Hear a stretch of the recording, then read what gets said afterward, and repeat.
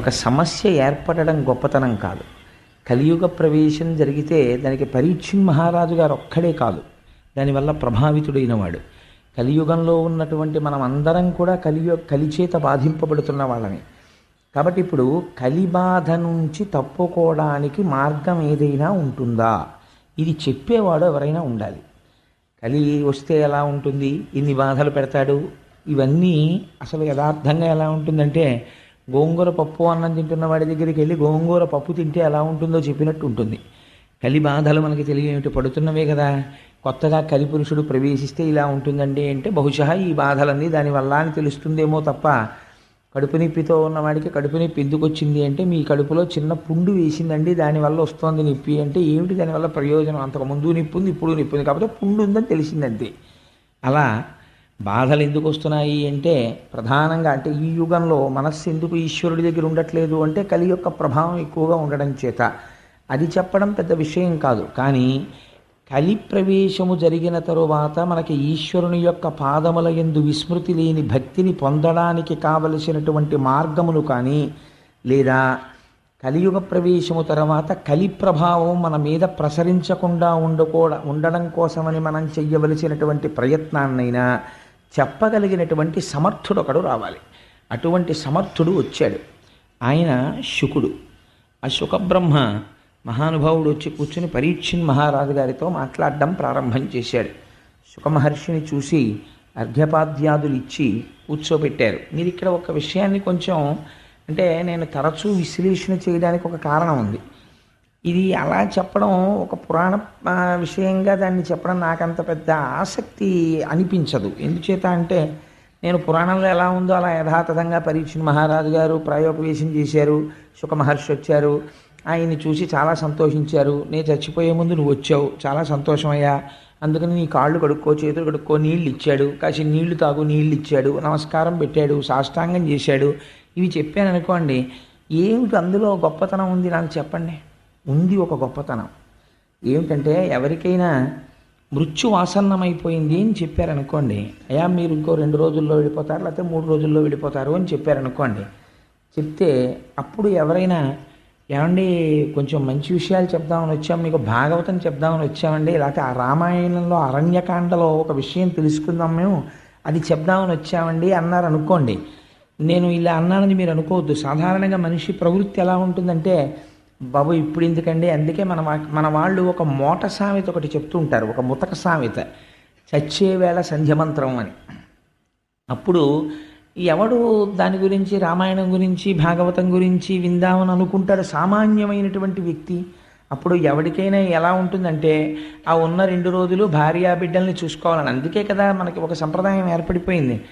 Doctor గారు ఈయన వెళ్ళిపోతాడండి అని చెప్పరు. ఎలా చెప్తారంటే దగ్గర వాళ్ళు ఎవరైనా ఉంటే ముఖ్యమైన వాళ్ళు ఉంటే టెలిగ్రామ్ కొట్టడమో ఫోన్ చేయడమో చేసి పిలిపించేసుకోండి అని చెప్తారు. అంటే దాని ఉద్దేశం ఏంటంటే ఇంక ఈయన వెళ్ళిపోతాడు, చిట్ట చివరి చూపు దక్కుతుందని. అందులో మనం దోషం పట్టవలసిన తప్పేం లేదు.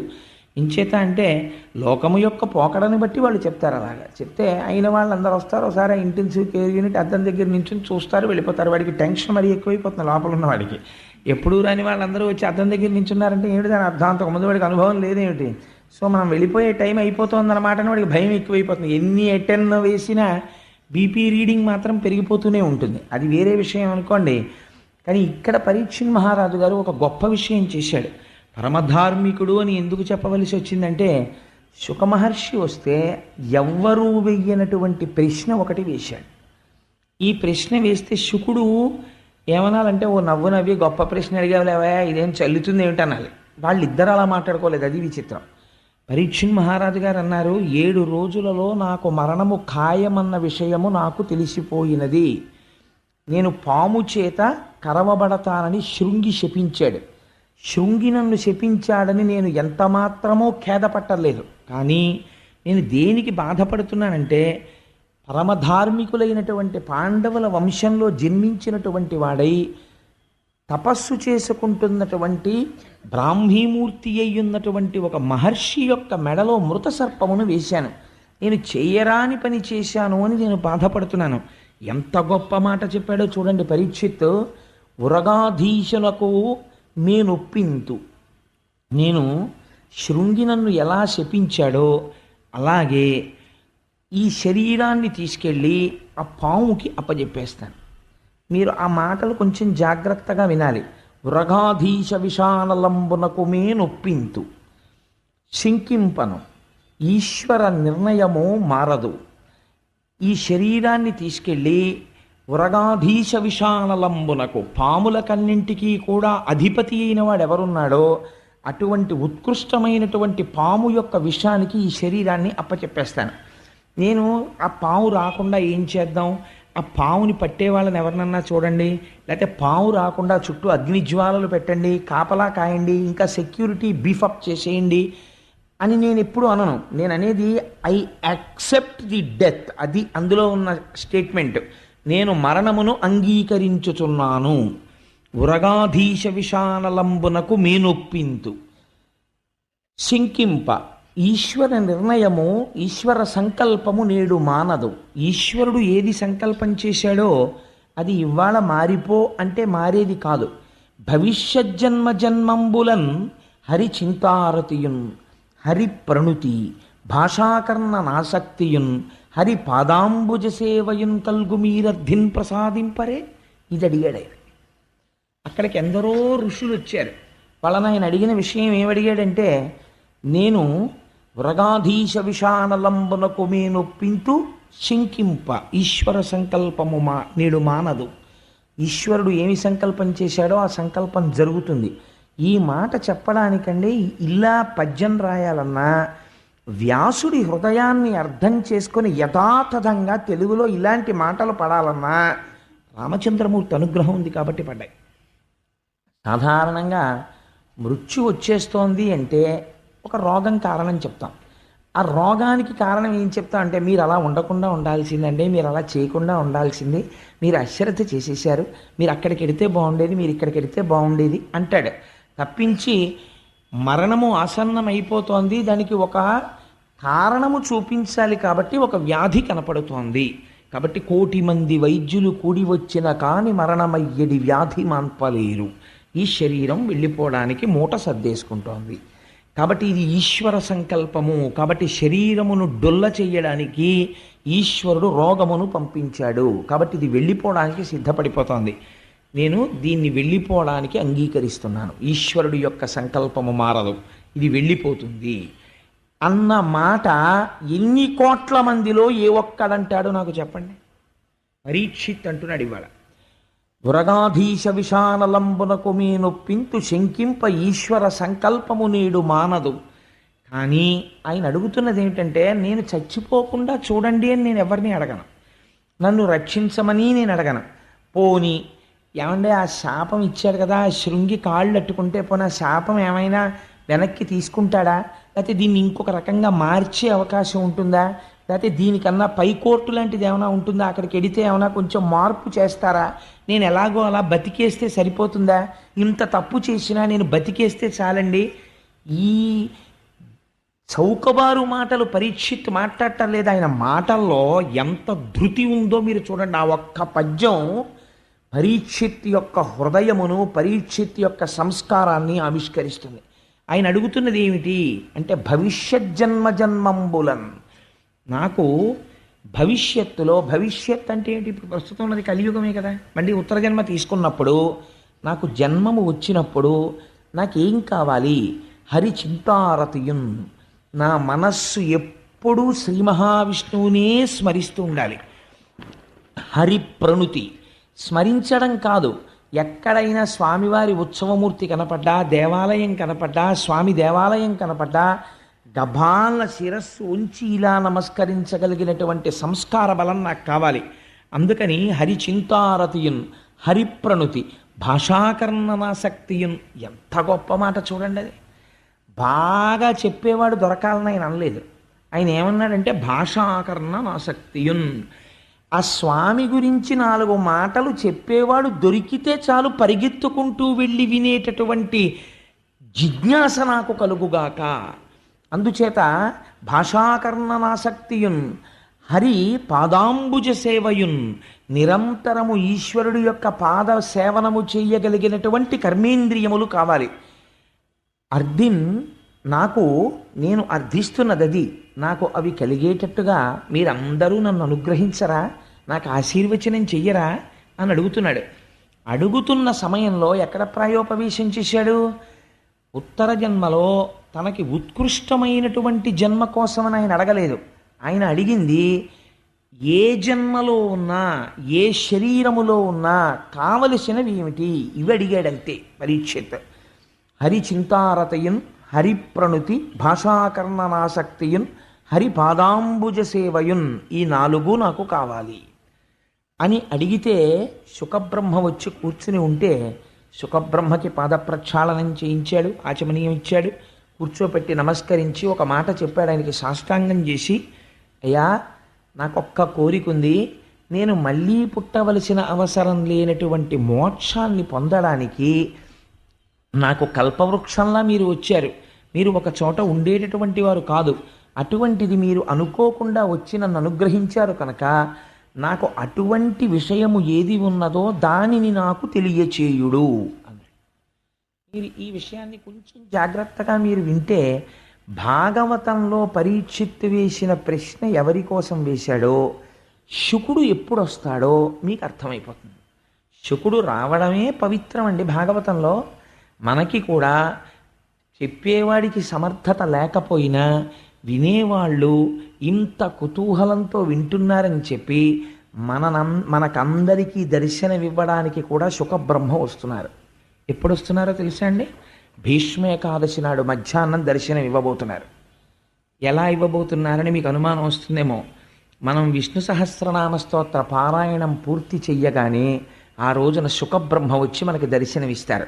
కావాలంటే మీరు చూడండి. ఇక్కడ విశ్వాసం ఉండాలి, కానీ వారు శుకబ్రహ్మయే. ఎందుకో తెలుసా అండి?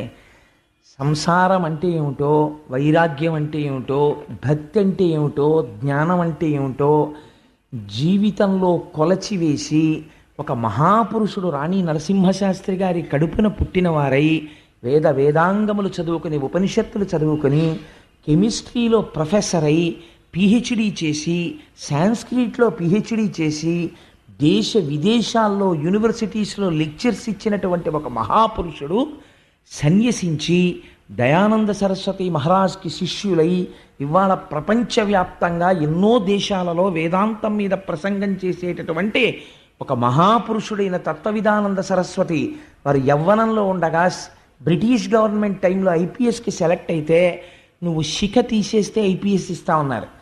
నేను బ్రాహ్మణ కుటుంబంలో పుట్టాను, నా సదాచారమునకు పిలక ఉండి తీరాలి, నేను పిలక తీనన్నారు. తీయకపోతే ఐపీఎస్ ఇవ్వమన్నారు. నాకు అక్కర్లేదని తిరిగి వచ్చేసారు ఆయన. పుట్టుకతో అంతటి సదాచార సంపన్నుడు. అటువంటి మహాపురుషుడు మనకి భీష్మేకాదశి నాడు మధ్యాహ్నం వచ్చి విష్ణు సహస్రపారాయణం చేసి కూర్చున్న భక్తులందరినీ ఉద్దేశించి అనుగ్రహ భాషణం చేస్తానని అంగీకరించారు. గోపాలకృష్ణ గారు వెళ్ళి ప్రార్థన చేశారు. మనకి శుకబ్రహ్మ వస్తున్నారా లేదా? శుకబ్రహ్మ అంటే అంతే, ఆయనతో సమానమైన వాడు మహానుభావుడు. ఆ తత్వవిధానంద సరస్వతి దర్శనం మనకి భీష్మ ఏకాదశి నాడు కలగబోతోంది. నిజంగా భీష్మ ఏకాదశి మనని ఎంత తరింప చేసేస్తోందో ఈ సంవత్సరం చూడండి. అందుచేత శుకుడు రావడమే గొప్ప, జవాబు చెప్పగలిగిన వాడు శుకుడంటే. అటువంటి శుకబ్రహ్మ వచ్చి అక్కడ కూర్చుని ఈ మాటలు విని ఒక్క విషయం చెప్పాడు. అంటే గురువు సమర్థత అంటే ఎలా ఉంటుందో చూడండి. గురువు దేని యందు సంగముతో ఉండాలంటే శిష్యుడు యొక్క ఆర్తిని తీర్చగలవాడై ఉండాలి. మీకు ఎదర ఒక చోట వస్తుంది, విశ్వరూపుణ్ణి అడుగుతాడు ఇంద్రుడు, మా భోగములన్నీ నీవి, ఎందుకంటే నువ్వు మా గురువువి, మా భోగములను నువ్వు అనుభవించవచ్చు, మా ఐశ్వర్యమంతా నీదంటాడు.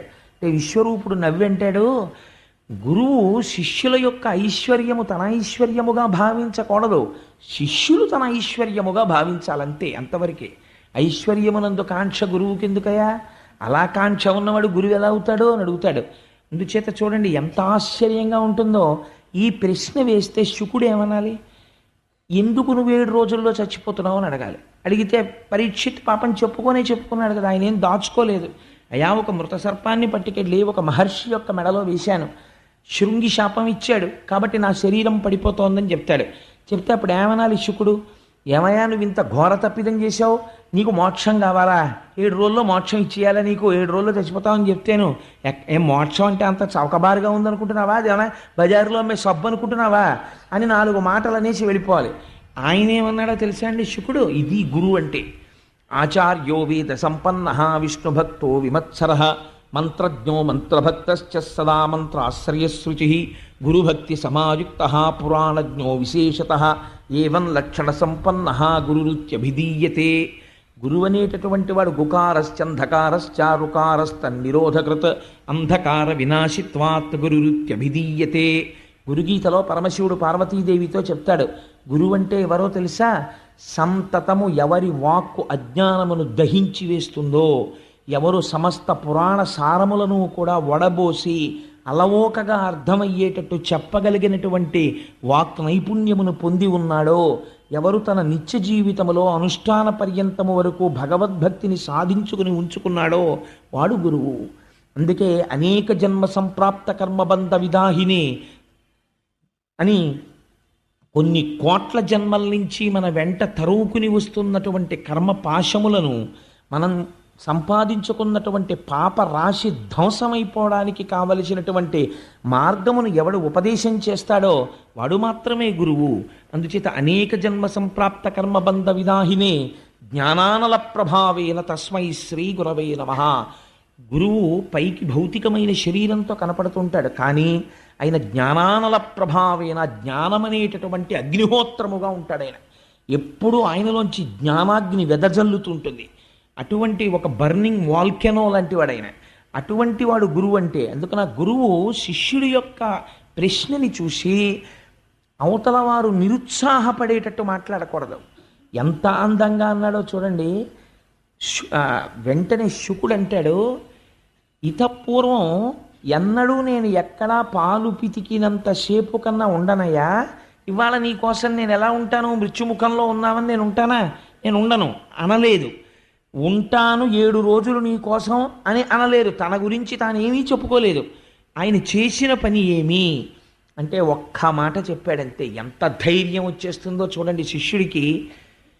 నీకు నేను ఒక విషయం చెప్తాను పరీక్షిత్, జాగ్రత్తగా విను. పూర్వం ఖట్వాంగుడు అనబడేటటువంటి ఒక రాజు ఉండేవాడు. ఆ ఖట్వాంగుడు అనబడేటటువంటి రాజు దేవతలకి సాయం చెయ్యడం కోసమని యుద్ధం చెయ్యడానికని భూమిని విడిచిపెట్టి రథాన్నికి స్వర్గలోకానికి వెళ్ళి రాక్షసులతో యుద్ధం చేశాడు. చాలా దీర్ఘకాలము పోరు సాగింది. రాక్షసులు ఓడిపోయారు. ఓడిపోయిన తర్వాత దేవతలందరూ ఖట్వాంగుణ్ణి అభినందించారు. అభినందించిన తర్వాత నీకేం వరం కావాలో కోరుకో, ఇంత మా కోసమని కష్టపడి నువ్వు పైలోకానికి వచ్చి యుద్ధం చేసావు కదా, నీకేం వరం కావాలని అడిగారు. అడిగితే ఆయన అన్నాడు, నాకేం వరం అక్కర్లేదు, కానీ నా ఆయుర్దాయం ఎంత మిగిలిందో చెప్తారా అన్నాడు. అంటే వాళ్ళు గబగబా కంప్యూటర్లో బటన్ నొక్కితే అప్పుడు ఉన్నాయండి అని అనకండి, అంటే వాళ్ళు చూడగలరు కాబట్టి వెంటనే వాళ్ళు చూసి అన్నారు, నీకు ఇంకొక గడియ ఉన్నదయా ఆయుర్దాయం అన్నారు. ఆయన అన్నాడు, షాబాష్ చాలు నేను తరించిపోవడానికి గడియ ఉందా అన్నాడు. అని రథం ఎక్కి గబగబా భూమండలానికి వచ్చేసాడు. వచ్చేసి అంతఃపురంలోకి వెళ్ళిపోయి ఈ మాట చెప్పేసి ధ్యానమగ్నుడై ఈశ్వరుణ్ణి ధ్యానం చేస్తూ కూర్చొని శరీరాన్ని విడిచిపెట్టేసి మోక్షాన్ని చేరుకున్నాడు. నీకు 7 రోజులు టైం ఉంది, 2 గడియల్లో మోక్షానికి వెళ్ళిన వాడు ఉన్నాడు, నీకు రాపోవడం ఏమిటి మోక్షం అన్నాడు శుకుడు. ఎంత గొప్ప మాట చూడండి. ఇలా మాట్లాడిన వాడు గురువు. అంతేకాని అబ్బాయి కష్టం అండి, అవన్నీ ఎలా అవుతాయండి, మీకు చేయలేరండి, అవన్నీ చాలా కష్టం అండి బాబు, మోక్షం అంటే అది అంత తేలిక అనుకుంటున్నారా అని భయపెట్టేయడానికి గురువు ఎందుకండి? ఇంకా ఉత్సాహాన్ని ప్రోధి చేయడానికి ఈశ్వరుడు సర్వకాలములయందు ఆర్తితో నువ్వు పిలిస్తే పలకడానికి సిద్ధంగా ఉన్నాడయా అని పునశ్చోత్తమ సంత్వవాది మళ్ళీ మంచి మాటలు చెప్పి భాగవతుల్ని భక్తుల్ని భగవంతుడికి దగ్గర చేర్చేటటువంటి ప్రయత్నం చేసేవాడెవడో ఆయన గురువు. అంతేగాని తన పాండితీ ప్రకర్షని ఆవిష్కరించడం కోసం పెద్ద పెద్ద విషయాలన్నీ తీసుకొచ్చి చెప్పేసి అయితే ఇంకా మన జీవితంలో మనకి ఇవేం అర్థం కావురా అనవసరం అని చెప్పి వాళ్ళు చిన్నబుచ్చుకుని వెళ్ళిపోయేటట్టుగా చేసినవాడు గురువు కాడు. శుకుడు తలుచుకుంటే చాలా గహనంగా చెప్పగలడు, కానీ ఆయన అలా చెప్పలేదు. ఎంత అందంగా మాట్లాడాడో చూడండి. భాగవతానికి ఉన్న గొప్ప లక్షణం మీరు ఒక్కటి గమనించాలి. పరీక్షిత్ ఎవరికి ప్రతినిధో తెలుసా అండి? 7 రోజులలో మరణించే వారందరికీ పరీక్షిత్ ప్రతినిధి. 7 రోజులలో మరణించే స్వభావం ఉన్నవాళ్ళు ఎవరు? ఈ సమస్త జగత్తుకి అదే పరిణామం. ఎందుచేత అంటే ఆయన దేశాన్ని ఏలినవాడు కావచ్చు, మహాజ్ఞాని కావచ్చు, గొప్ప చిత్రకారుడు కావచ్చు, కవి కావచ్చు, పండితుడు కావచ్చు. ఎవరైనా ఎంతకాలం బ్రతుకుతారు అంటే 7 రోజులే. ఎందుకంటే 8వ రోజు లేదు చచ్చిపోవడానికి. చచ్చిపోతే ఆది సోమ మంగ బుధ గురు శుక్ర శని 7 రోజుల్లోనే చచ్చిపోవాలి. కాబట్టి ఎవరికైనా ఎన్ని రోజులు మిగిలాయి? 7 రోజులే మిగిలాయి. కాబట్టి 7 రోజులలో మోక్షాన్ని పొందడానికి ఏం చెయ్యాలని పరీక్షిత్తు వేసిన ప్రశ్న అందరి తరపున పరీక్షిత్తు వేసేసినట్టే. ఇప్పుడు శుకుడు చెప్పింది ఎవరికి చెప్పినట్టు? అందరికీ చెప్పేసినట్టే. ఇప్పుడు పరీక్షిత్ అందుకున్నట్టు అందుకున్నవాడు ఎవడో వాళ్ళందరూ పరీక్షిత్తుల మోక్షాన్ని పొందుతారంతే. అంతే అక్కడ ఉన్నటువంటి విషయం. మీకు భాగవతంలో ఉన్న గొప్ప రహస్యం ఏమిటో తెలుసా అండి? ఒక ఆయన్ని 7 రోజుల్లో చచ్చిపోతావు రా అన్నారు. 7 రోజుల్లో నేను ఏం చేస్తే మళ్ళీ పుట్టనని మోక్షం పొందాడు ఒక ఆయన. నువ్వు 8వ గర్భానికి చచ్చిపోతావు ఈ అమ్మాయికి అన్నారు ఒక ఆయన్ని. 8వ గర్భానికి నేను చచ్చిపోతానేమోనని బెంగ పెట్టుకుని ప్రతి నిమిషం చచ్చిపోయి ఆఖరిలో చచ్చిపోయి బతికాడు ఒక ఆయన కంసుడు. కాబట్టి ఈయనకన్నా ఆయనకి ఎక్కువ టైం ఉంది, కానీ ఆయన చచ్చిపోతూనే ఉన్నాడు ప్రతి క్షణం చావుకి భయపడి. ప్రపంచంలో చావుకి భయపడడం అంత వెర్రితనం ఇంకొకటి లేదు. ఎందుచేత చావుకి భయపడి మీరు ఎంత దూరం పారిపోగలరు? పోనీ అది ఎప్పుడు వస్తుందో తెలుసా అంటే తెలియదు. శుకుడు చెప్తాడు, అసలు మరణమనేటటువంటి దానికి ప్రధాన కారణమేమి?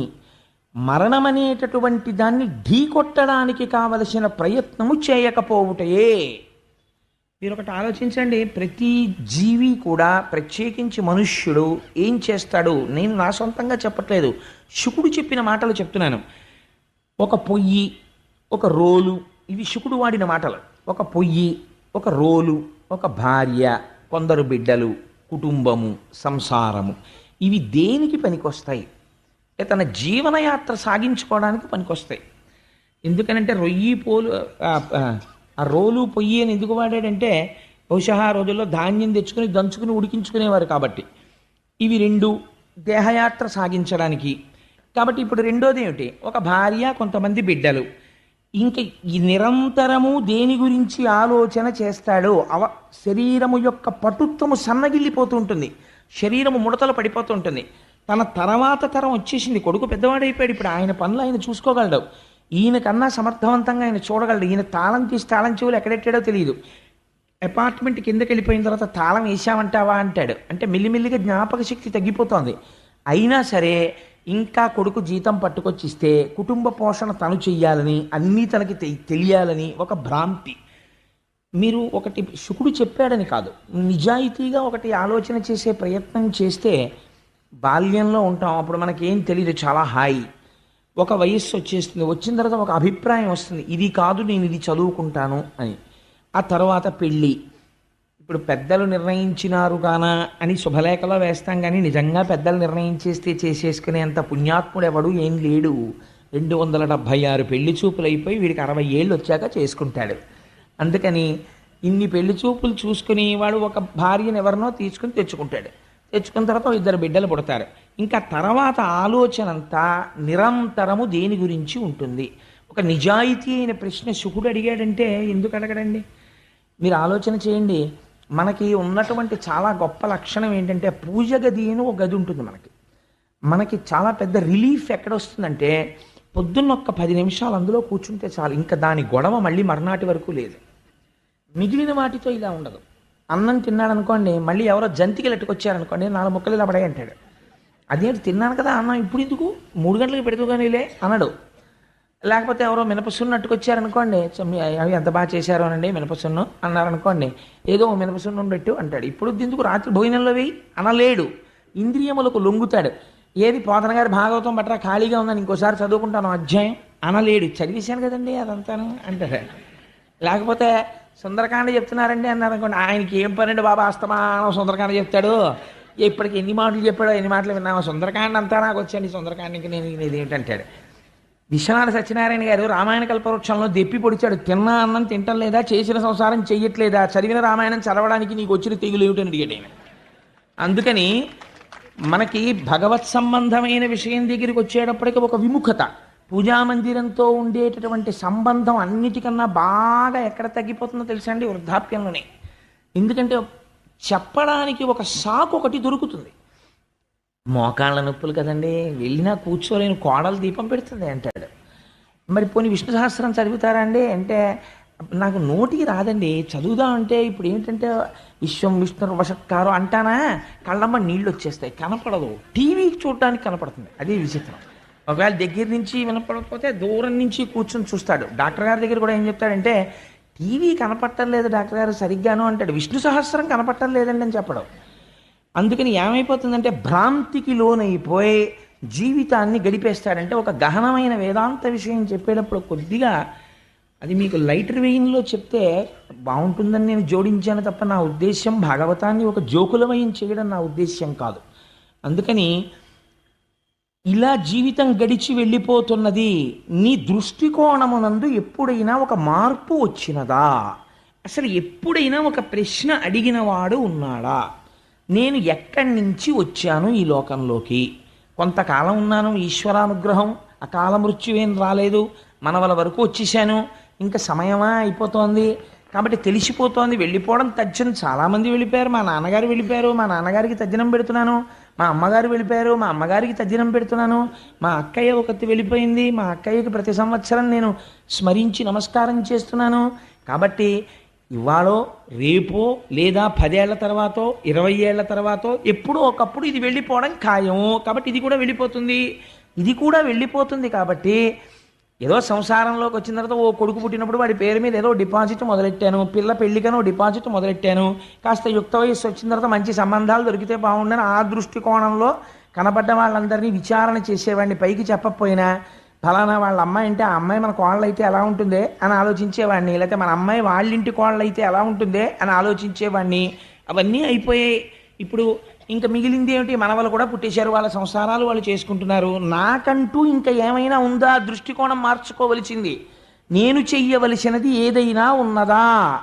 ఈశ్వరుడి గురించి నేను తపించగలనా అంటే మన నోటి వెంటనే వచ్చేటటువంటి సమాధానం ఏమి? మనం ఏం చెప్తామంటే, పెద్ద వయసు అయిపోయింది కదండి, ఏమీ పడదు, ఎక్కడికి వెళ్తామండి, ఎక్కడికి వెళ్ళి కూర్చుంటాం, ఎక్కడికైనా వెళ్ళి ఉండాలని ఉంటుంది, మాకు మాత్రం గుళ్ళు గోపురాలు తిరగాలని ఉండదు ఏమిటి, వెడితే కూర్చోలేం, కూర్చుంటే నిలబడలేం, తింటేనేమో అరగదు అంటే శుకుడు అన్నాడు, వీటికి నీకు పడుకోవడానికి జీవితాంతం పరుపు కావాలని అనుకుంటున్నావు. ఆఖరి ఊపిరి ఆగిపోయే ముందు మొదట చేసే పని ఏమిటో తెలుసా? మంచం మీద పోతాడేమోనని కింద పడుకోబెడతారు. ముందే ఎందుకు పడుకోవు? భూతలాన్ని పరుపుగా చేసుకుని నీ చేతిని, ఈశ్వరుడు ఇచ్చిన చేతిని తలగడగా పెట్టుకుని పడుకోవడం నువ్వెందుకు ప్రారంభం చెయ్యలేదు అని అడిగాడు. ఎంత గొప్ప ప్రశ్న అడిగాడో చూడండి. నువ్వు నీ చేతిని తల కింద పెట్టుకుని నా శరీరము వెళ్ళిపోతుందని అంగీకరించి ఈశ్వరాభిముఖుడనవడానికి నేను ఒక ప్రయత్నమును ప్రారంభించి తిని, నా పిల్లల చదువుకి ఓవర్ టైం చేసి సంపాదించాను, నా పిల్లల చదువు కోసం నా వినోదాలు కొన్ని తగ్గించుకొని డిపాజిట్ వేశాను, వాళ్ళ పని అయిపోయింది, ఇంకా వృద్ధిలోకి వచ్చేసారు, నా పని నేను చూసుకోవాలి, ఇంకా నన్ను ఉద్ధరించేవాడేవాడు, అందుకని నన్ను నేను ఉద్ధరించుకోవాలి, అందుకని నన్ను నేను ఉద్ధరించుకోవడం కోసం నేను ఈశ్వరాభిముఖుడనై ఇప్పటి నుంచి ఒక ప్రయత్నం ప్రారంభం చేస్తాను. భూశయనము చేసి తలగడకి బదులుగా చేతిని పెట్టుకుని పడుకోవడానికి గదులే అక్కర్లేదు, వెళ్ళిపోయే శరీరం ఎప్పుడైనా వెళ్ళిపోతుంది. ఇంకా ఈశ్వరుడు నిర్మించినటువంటి పర్వత గుహలు ఉన్నాయి, ఆ గుహలోకి వెళ్ళి ప్రశాంతంగా నువ్వెందుకు తప్పించలేవు? చెట్లకి పండిన పళ్ళు అరణ్యములలో వేలాడుతున్నాయి, నమ్మిన వాడికి పెట్టడం ఎలాగో ఈశ్వరుడికి తెలుసు. నువ్వెందుకు అది తెచ్చుకుని ఈశ్వరుడిచ్చిన దానితో జీవితాన్ని గడుపుకుని ప్రశాంతముగా బ్రతకలేవు?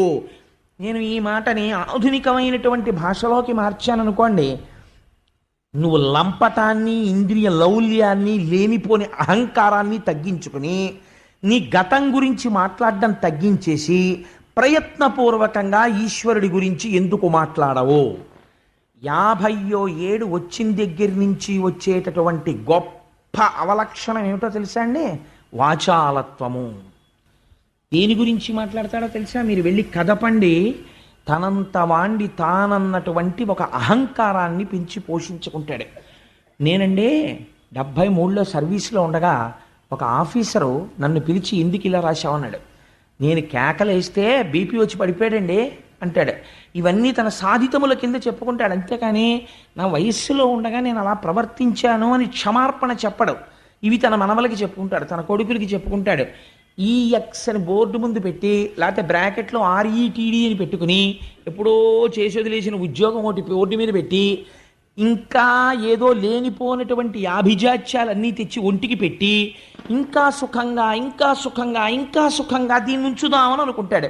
ఎంత సుఖంగా దీన్ని ఉంచుదామని నువ్వు అనుకుంటున్నావో అంత వెళ్ళిపోయేటటువంటి సమయం ఆసన్నమైనప్పుడు ఎన్ని సుఖాలు తీసుకొచ్చి ఎక్కడ పెట్టినా నువ్వు సంసారమునందు సాధించిన ఏ ఉపకరణము చేత నీవు మరణమును తప్పించుకొనజాలవో శుకుడు తీర్పు చెప్పాడు. నీ భార్య కానీ, నీ బిడ్డలు కానీ, మనవలు కానీ, నీ క్వాలిఫికేషన్ కానీ, నీ వాహనాలు కానీ, నీ ఉద్యోగం కానీ, నువ్వు సంపాదించిన డబ్బు కానీ ఇవేమీ రావు. శంకరాచార్యుల వారు వాత పెట్టి చెప్పారు. కింవానేన ధనేన వాజికరిభిప్రాప్తేన రాజ్యేన కింవా పుత్ర కళత్ర మిత్ర పశుభిర్దేహేన గేహేన కిం జ్ఞాతైతక్షణభంగురం సపతిరోత్యద్యం మనోదూరతః స్వాత్మార్థం కురు వాక్యతో భజ భజ శ్రీపార్వతీ వల్లభం. నేననుకున్నటువంటి ఈ శరీరమే రాకుండా కట్టెదుట అగ్నిహోత్రములో కాలి దోషుడు బూడిదైపోతుంది ఒక్క అరగంటలో. ఏది నామరూపాలు, ఒక ఫోటో మిగిలిపోయింది అంతే. అది కూడా వాడు పెట్టుకోకపోతే ఏ గొడవ లేదు. కాబట్టి ఏమైపోయింది? ఇంత ఆభిజాత్యం పోయిందంతే. ఎక్కడికి వెళ్ళిపోయావు? గుర్తించని కారణము చేత మళ్ళీ వెళ్ళిపోయి హీనోపాధులలోకి వెళ్ళిపోతున్నావు. దేని కొరకు ఈ అహంకారం?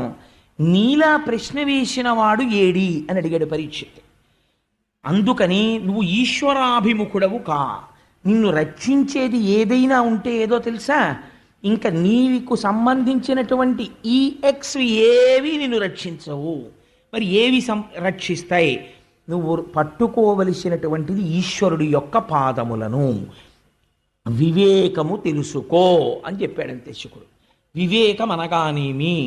ఇంతకాలము ఏ ఇంద్రియ లంపటమునందు పడి ఉన్నావో దానినే పట్టుకొని ఆ సంసారమునే పట్టుకుంటే మృత్యువుని తప్పించుకోవడము సాధ్యము కాదు. మరి మృత్యువుని ఎలా తప్పించుకోగలవు?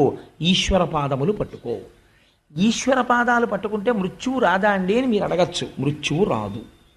ఆ మాట నేనంటే మీరు మృత్యువు రాదంటే ఏమండి మరి అలా అయితే చాలామంది పెద్దవాళ్ళు ఈశ్వరుణ్ణి కొలిచారు కదా, వాళ్ళందరూ ఎందుకు మృత్యువాత పడ్డారని అడగచ్చు. మృత్యువాత పడినది దేహము, ఆత్మకి మృత్యువు లేదు.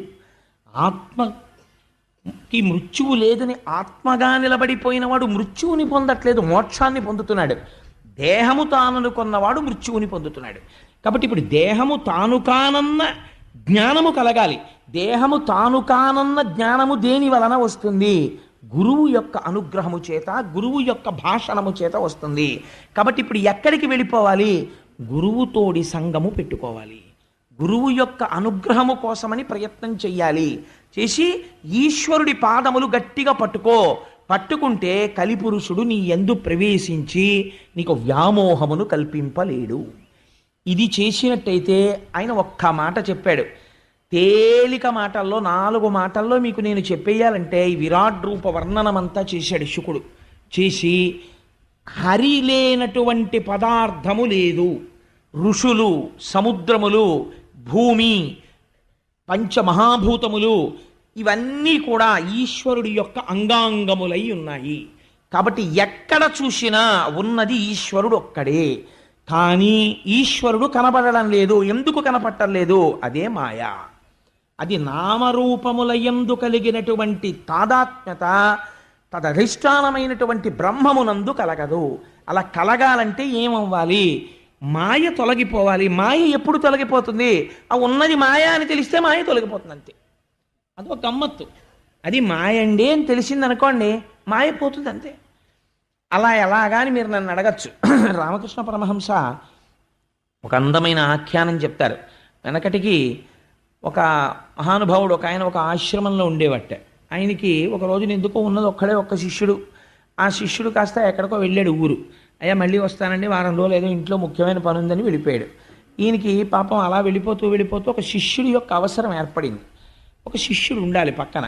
ఆయనకి ఎందుకు వచ్చిందో ఆ ప్రారంధం, ఒక మేకలు కాసుకునేవాడిని చూసి, ఒరే అబ్బాయి నువ్వు ఒక 4 రోజులు నా శిష్యుడిగా ఉంటావా అన్నాడు.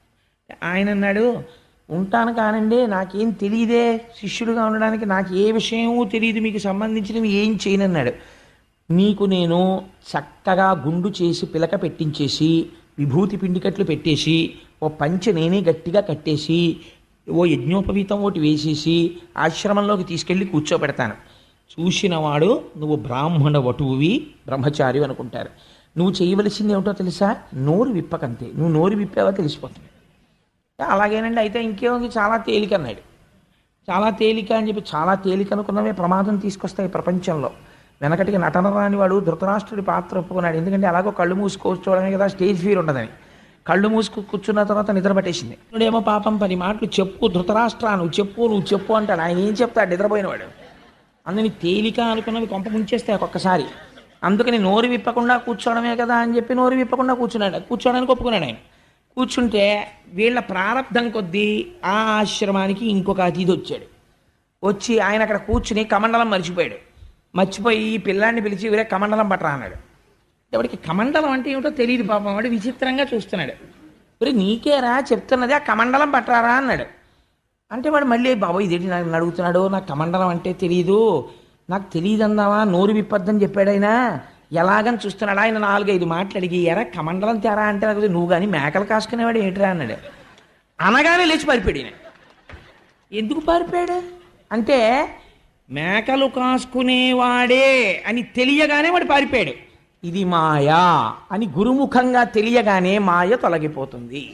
మమ మాయా దురచ్చయ, అప్పటి వరకు అది తొలగదు. దానికి ఈశ్వరానుగ్రహము తోడైతే తొలగుతుంది. తొలగితే ఏమవుతుంది? లోపల ఉన్న ఆత్మ భాషిస్తుంది. చంద్రుడు ఒక సరోవరంలో ప్రతిబింబిస్తూ ఉంటాడు చీకట్లో. అలలు కదులుతుంటాయి. మెల్లిగా కదులుతున్న అలలకి చంద్రబింబం కూడా కదులుతున్నట్లుగా అనిపిస్తుంది. నిజంగా చంద్రబింబం కదిలిందా? కదలలేదు. అసలు చంద్రబింబం అలాగే ఉంది. నీరు కదలిక వల్ల ప్రతిబింబం కదిలినట్లు మీకు కనపడుతోంది. కదిలినది నీరు తప్ప కదిలినది ప్రతిబింబము కాదు. అలాగే అజ్ఞానము చేత తాదాత్మ్యమును పొంది ఈ దేహము తానన్న భీతి ఎక్కువై ఆ భీతియే మృత్యువు.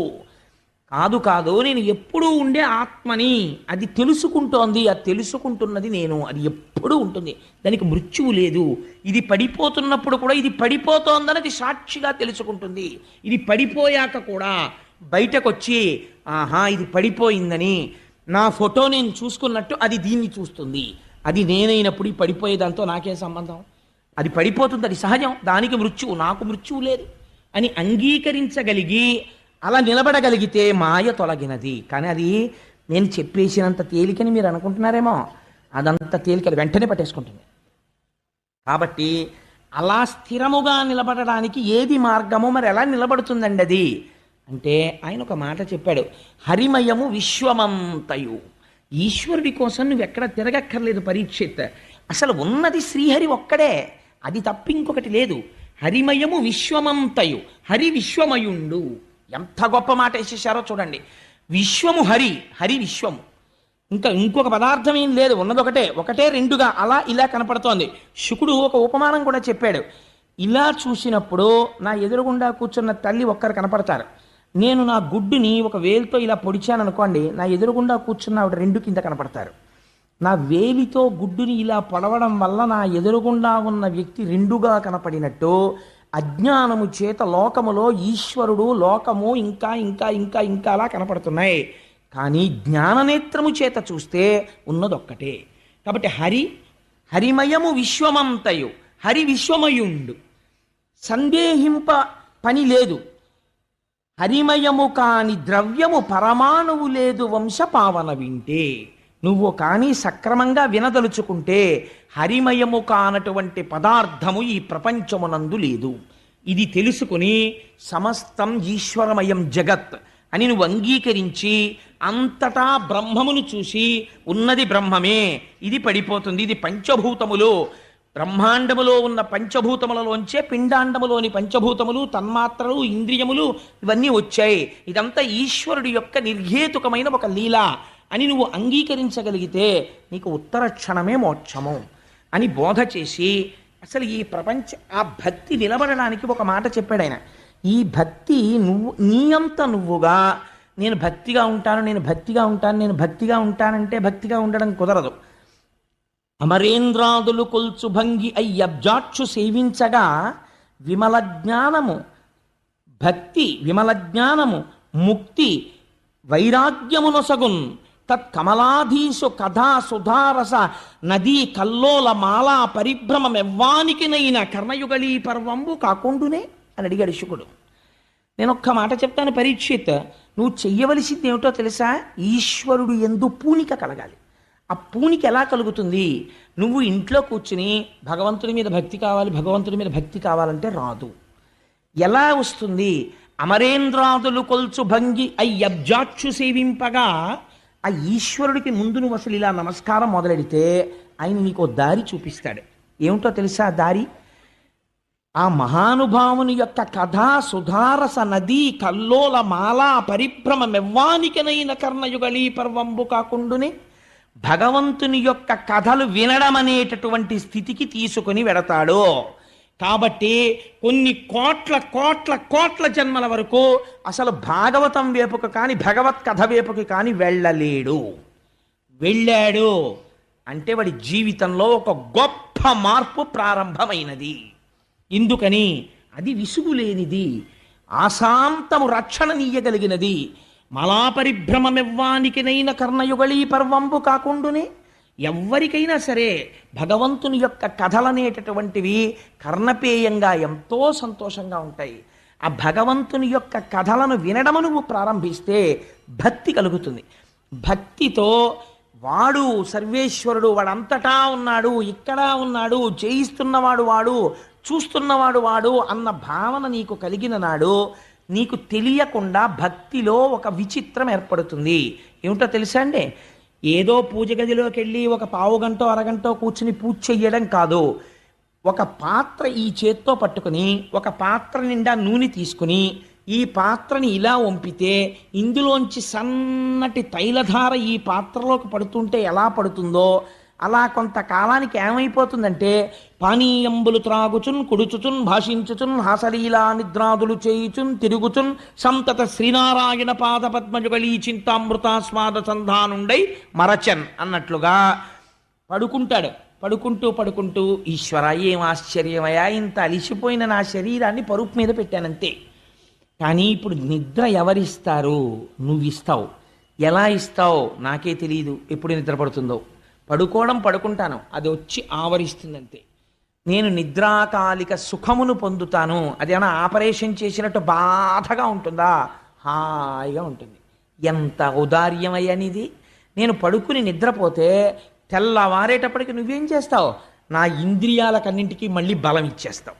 మళ్ళీ కళ్ళు సంతోషంగా చూస్తాయి, మళ్ళీ ముక్కు వాసన చూస్తుంది, ఆనందంగా నిద్రలేస్తాను. నిద్ర లేవగానే తెల్లవారుతోందని చెప్పి ఈశ్వరుడి ముఖం చూసి ఒక నమస్కారం చేసి భగవంతుడి గురించి జ్ఞాపకం తెచ్చుకొని ఓ సుప్రభాతం చేసుకుంటూ, ఇప్పుడు వెంకటాచలం అలా ఉంటుంది, శ్రీశైలంలో అలా ఉంటుంది, ఇప్పుడేమో ప్రాతస్మరామి గణనాథ మనాథ బంధుం సింధూరపూర పరిశోభిత గంట యుగ్మం ఉద్దండ విఘ్న పరిఖండ నచండ దండ మాఖండలారి సురనాయక బృంద వంద్యం అని చదువుతూ ఢమరుకలు మోగిస్తుంటారని ఆలోచన చేస్తూ స్నానం చేస్తాడు. అక్కడికి వెళ్ళి కూర్చుంటాడు. ఏదో చదవబోతాడు, ఏదో జ్ఞాపకానికి వస్తుంది, ఏదో ఆలోచిస్తూ ఉంటాడు. ఏది? భగవంతుడి గురించే. అయిపోతుంది. భోజనం దగ్గరికి వస్తాడు. ఏం ఆశ్చర్యం, ఎక్కడ పండిన గింజలో నా ఇంటికి తెచ్చాడు, అగ్నిహోత్రము తానయ్యాడు, తాను ఉడికించాడు, ఇక్కడికి తెచ్చాడు, నేను ఇలా నోట్లో పెట్టుకుంటే రుచి రూపంలో సుఖాన్ని ఇస్తాడు, కడుపులోకి వెళ్ళాక జీర్ణం చేస్తాడు. ఏం ఆశ్చర్యం రా నిజంగా. ఇంత పిసరు మలము పైకొస్తే నేనే భరించలేనంత దుర్వాసన. అటువంటి మలము నా శరీరంలో ఉండగా 9 రంధ్రములున్నటువంటి శరీరంలో 2 కళ్ళు, 2 ముక్కులు, 2 చెవులు, నోరు 7, మలద్వారం 8, మూత్రద్వారము 9 రంధ్రములున్న బుడగలోంచి దుర్వాసన రాకుండా శాసనం చేస్తున్నాడు. ఇంట్లో ఒక్క వెలగపండు ఉంటే వాసన వచ్చేస్తుంది, లోపల ఇన్ని మలమూత్రాలుంటే ఇంత వాసన పైకి రాకుండా కాపాడుతున్నాడు. ఏం ఆశ్చర్యమయ్యా ఈశ్వర. ఏమిటే నీ లీల నిజంగా ఎంత ఉపకారం చేస్తున్నావయ్యా అంటాడు. ఇప్పుడు మీరు చెప్పండి, ఈ భక్తికి ఒక నియమము ఒక సమయము అవసరమా? స్వప్నమునందు కూడా కలలో కూడా ఇదే ఏదో ఆలోచిస్తుంటాడు. ఎందుకని అలవాటైపోయింది ఆ మనస్సుకి. ఆ మనస్సు ఎక్కడ చేరింది? భాగవతానికి ఉన్న రహస్యం ఇదే. మనస్సుకుండేటటువంటి చాలా గొప్ప బలము, చాలా గొప్ప బలహీనత ఒక్కటే గుర్తుపెట్టుకోండి. అది తెలుసుకోకుండా భాగవతం వింటే అసలు అర్థం లేదు. మనస్సుకున్న చాలా గొప్ప బలం ఏమిటో తెలుసా అండి? అదే బలహీనత కూడా. మీరు ఉండమన్న చోట అది ఉండదు. మీరు మనస్సుని తీసుకెళ్ళి రేపు సత్యనారాయణ స్వామి వారి వ్రతం చేస్తాం కదా, సుబ్రహ్మణ్య శర్మ గారు ఎలా చదువుతారో మీరు చూద్దరు. కానీ ఒక్కొక్క గ్రహాన్ని పిలుస్తారు, ఎలా పిలుస్తారో మనం నిజంగా దృష్టి పెట్టి వింటూ ఉంటే ఆ ఆభరణాలు, ఆ దుస్తులు, ఆ రథం, వాళ్ళు ఎక్కొస్తూ ఉంటారు. నిన్ననే ఆ లోపల సుబ్రహ్మణ్య శర్మ గారు మల్లాది చంద్రశేఖర శాస్త్రి గారు ఉటంకిస్తూ ఓ మాట అనుకున్నాం. మీరు పెట్టే అక్షతాగ్రహం, వక్కాగ్రహం, డబ్బాగ్రహం, శబ్దశక్తికి వస్తారు దేవతలు, వచ్చి కూర్చుంటారు అక్కడ. అంత జాగ్రత్తగా నడవాలి ఆ కార్యక్రమం. అందుకని పాపం గోపాలకృష్ణ గారు నిన్న రాత్రి కూడా కూర్చుని అది అంత అందంగా జరగాలని దాని గురించి పెద్ద ఎక్సర్సైజ్. ఎందుకని అంత అందంగా చెయ్యాలి కార్యక్రమం రేపు భీష్మే కాల్చినాడని. సరే, ఇంతకీ ఆ విషయం నేను ఎందుకు చెప్పానంటే, మీ శ్రద్ధ, ఆ శ్రద్ధ చేత ఏమవుతుంది, స్వప్నమునందు కూడా దాని యందే మనస్సు తగులుకొని ఉంటుంది. అనుషంగికముగా ఇతర వ్యాపారములు నడుస్తుంటాయి, కానీ లోపల మాత్రం ఎప్పుడు దాని యందే నిలబడిపోయి ఉండిపోతాడు. ఇది ఎలా ఉంటుంది అంటే, రమణ మహర్షి ఒక గొప్ప ఉదాహరణ చెప్తారు. ఆడవాళ్ళు నీటి కడవలు తల మీద పెట్టుకుని నడిచి వెళ్ళిపోతూ ఉంటారు. నడిచి వెళ్ళిపోతున్నప్పుడు ఒకళ్ళతో ఒకళ్ళు మాట్లాడుకుంటూ వెళ్ళిపోతూ ఉంటారు. కానీ కాలు దేని మీదైనా ఒక రాతి మీద పడింది అనుకోండి అని ఇలా కాలు పట్టుకోరు, అని కుండ పట్టుకుంటారు. తల మీద ఉన్న కుండని రక్షించుకోవడం దృష్టి ఉంటుంది. మాట్లాడుకుంటూ నవ్వుకుంటూ మాటలు చెప్పుకుంటూ వెళ్ళిపోతుంటారు. ఇవన్నీ జరుగుతున్నా దృష్టి తల మీద ఉన్న కుండ మీద ఉన్నట్టు భక్తి పరిణతి చెందితే నువ్వు ఏ పనిలో ఉన్నా నీ మనస్సు ఈశ్వర పాదముల దగ్గర ఉంటుంది. ఆ స్థితికి చేరగలుగుతాడు. ఎక్కడ ప్రారంభం? ఈశ్వర కథ వినడంతో ప్రారంభం. ఇప్పుడు మనస్సు ఏమైంది? ఒక బలహీనత ఉన్నది. ఏమిటా బలహీనత? నువ్వు ఈశ్వరుడి దగ్గర ఉండదు, వెళ్ళిపోతుంది ఇంకో చోట. ఇప్పుడు వెళ్ళిపోయే మనస్సే బలం. ఇప్పుడు మీరు దాన్ని వెళ్ళిపోవడం ఎలా వెళ్ళిపోయేటట్టు చేస్తున్నారు? మీరు ఆలంబనం అందిస్తున్నారు దానికి భాగవతం చెప్పారు. ఇప్పుడు ఈ భాగవతంలో ఏం చెప్తారు? భగవంతుడి యొక్క లీలావతార వర్ణనం, ఎన్ని అవతారాలు ఎత్తాడు, ఎలా చేశాడు, ఎదురెదర మీరు వింటారు. దక్షయజ్ఞ ధ్వంసం దగ్గర నుంచి ఇవాళ అదృష్టం ఉంటే మనకి ఆదివరాహమూర్తి వస్తారు, యజ్ఞవరాహమూర్తి. ఆ వరాహమూర్తి అవతారం దగ్గర నుంచి ఇవన్నీ వచ్చేస్తే మీరు విని రాత్రి ఇంటికి వెళ్ళి పడుకున్నారనుకోండి, మీకు ఆ యజ్ఞవరాహమూర్తి యొక్క ఆవిర్భావం కనపడుతుంటుంది. ఎలా కనపడుతుంది? నీ చెప్తే కనపడదు, మీ మనస్సు లగ్నమైతే కనపడుతుంది. ఇక్కడ అదే వినపడుతుంటుంది. రాత్రి నిద్రపోతున్నా ఈ మాటలు చెవులో వినపడుతుంటాయి. ఇప్పుడు ఏమైపోయింది మీ మనస్సు? అంతకుముందు టీవీ సీరియల్ మీద ఉండేది, ఇప్పుడు యజ్ఞవరాహమూర్తి మీద ఉంటుంది. తప్పు దానిదా, ఆసారాన్ని అందివ్వడంలో తేడా చేసిన మనదా? చెప్పండి. మీరు ఇంద్రియాలని ఎలా వాడితే అది అలా పుచ్చుకుంటుంది, దాని తప్పే ఉండదు. మీరు తీసుకెళ్ళి దుష్ట వస్తువు ముందు దాన్ని పెట్టారనుకోండి, దాన్నే పట్టుకుంటుంది. అందుకే మీరు ధ్యానంలో ఒక మాట చెప్తారు, మీరు చూడండి. దీపం వంక మీరు అలా చాలాసేపు చూసి కళ్ళు మూసుకున్నారనుకోండి, వెంటనే దీపశిఖ కళ్ళల్లో కనపడుతుంది. మీరు ఇంద్రియాలతో ఏ వస్తువుని తాదాత్మ్యతతో జాగృతిలో చూశారో దాన్నే స్వప్నంలో కూడా చూపిస్తూ ఉంటుంది. సాధ్యమైన త్వరలో సంస్కారము కూడా దాన్ని బట్టి వస్తూ ఉంటుంది. మీరు దానికి ఈశ్వరుని అలవాటు చేసేసారనుకోండి, గుళ్ళోకి వెళ్ళడం, ప్రదక్షిణం చేయడం, ఎప్పుడు ఏదో భగవంతుడి గురించి మాట్లాడుకోవడం, ముందు మొరాయిస్తుంది, వద్దు వద్దు వద్దు అంటుంది. కానీ దానికి ఉన్న గొప్పతనం ఏమిటో తెలుసా అండి? ఊరుకుంటుంది. సరేలే అయితే అదే బాగుందంటుంది. మీరు బలవంతంగా ఓ 3 నెలలు గుడికి తీసుకెళ్ళడం అలవాటు చేయండి శరీరాన్ని. ఓ రోజు మీరు మానేశారనుకోండి, ఇవాళ గుళ్ళోకి వెళ్ళలేదు అంటుంది. అది విచిత్రం.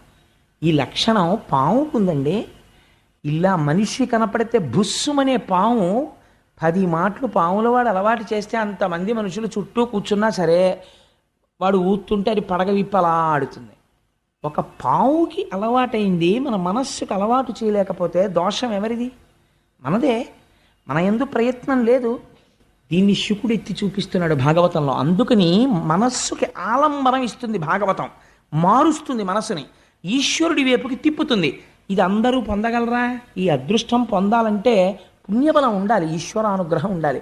ఎవరికి అనుగ్రహం ఉంటుందో వాళ్ళనే ఆయన అడ్మిట్ చేస్తాడు, అందరినీ తీసుకొచ్చి కూర్చోపెట్టాడు. శుకుడి దగ్గర పరీక్షిత్తుని మాత్రమే వినేటట్టు చేశాడు. ఎవరెవరికి ఈశ్వరుడు అనుగ్రహిస్తే వాళ్ళు మాత్రమే భాగవతం వినగలరు తప్ప అందరూ భాగవతం వింటారనే నమ్మకం ఉంటుందా అంటే ఉండకపోవచ్చు.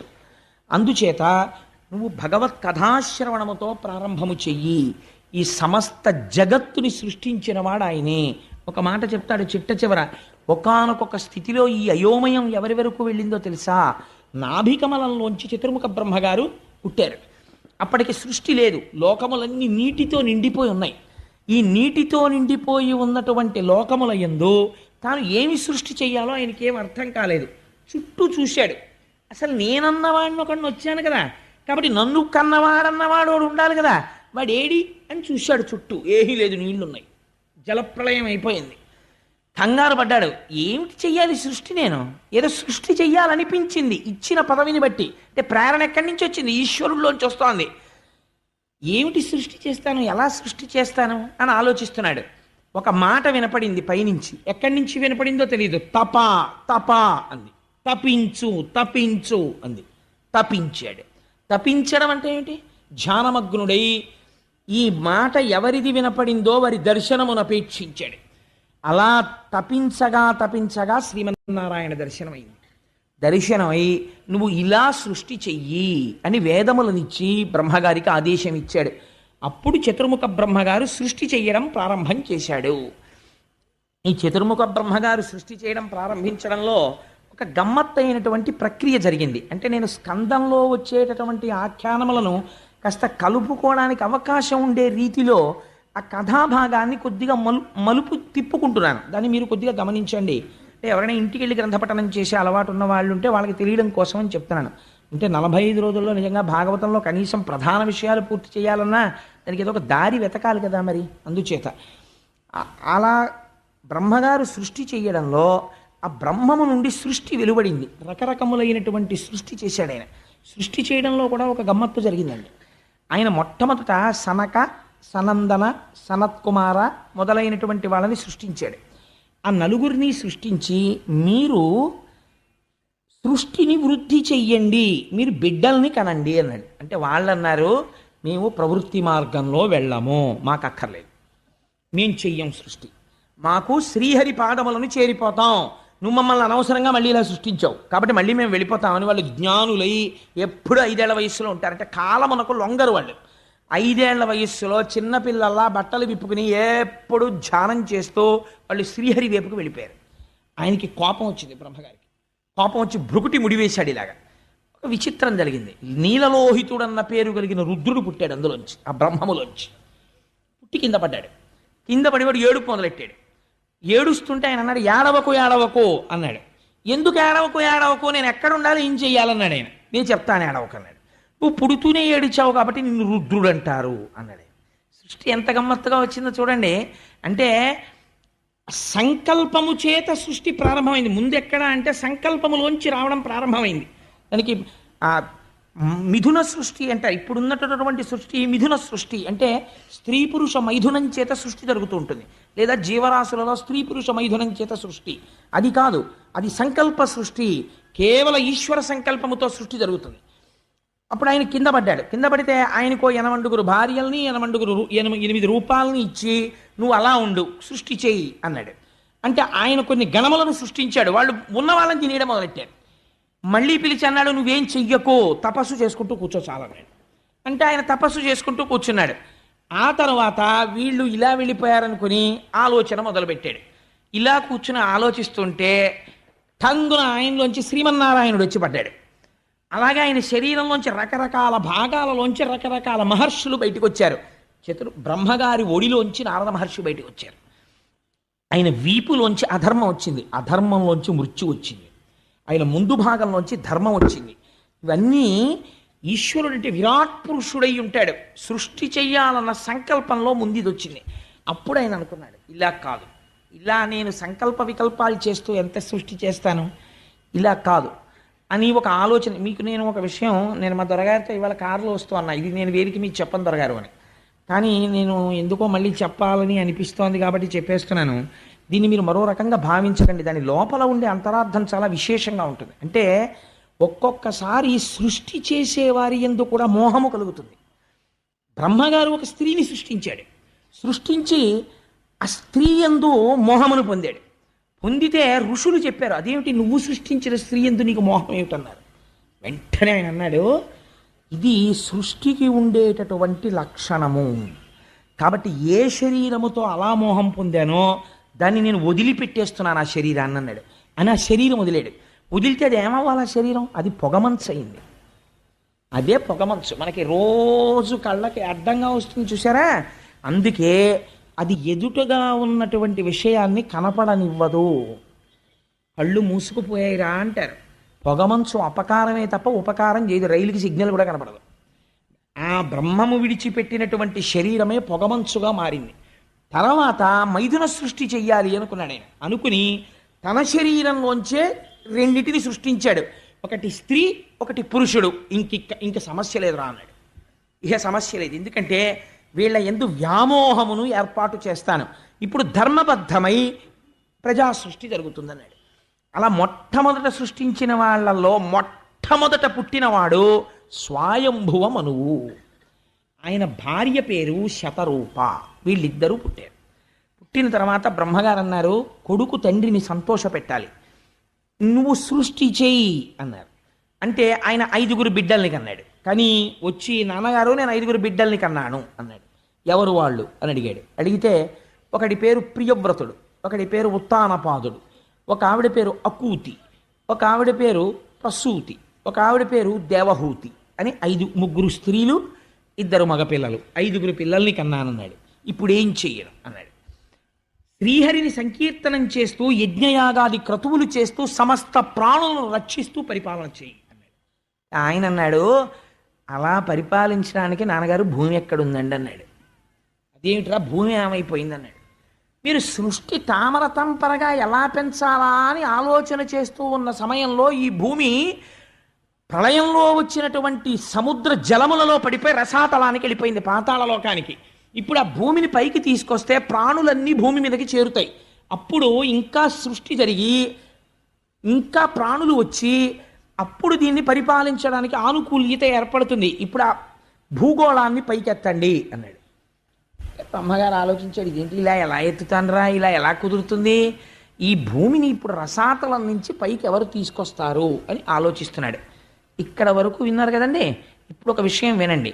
సంకల్ప సృష్టి ఎలా జరుగుతుందో ఈయన సంకల్పం చేయగానే వెనక నుండి చేయిస్తున్నవాడు ఒక ఆయన ఉన్నాడు. ఆయనే ఇన్నిగా వస్తున్నాడు. ఆయన ఇప్పుడు ఎలా వచ్చాడో తెలుసా అండి? ముక్కులోంచి ఊడి కింద పడ్డాడు.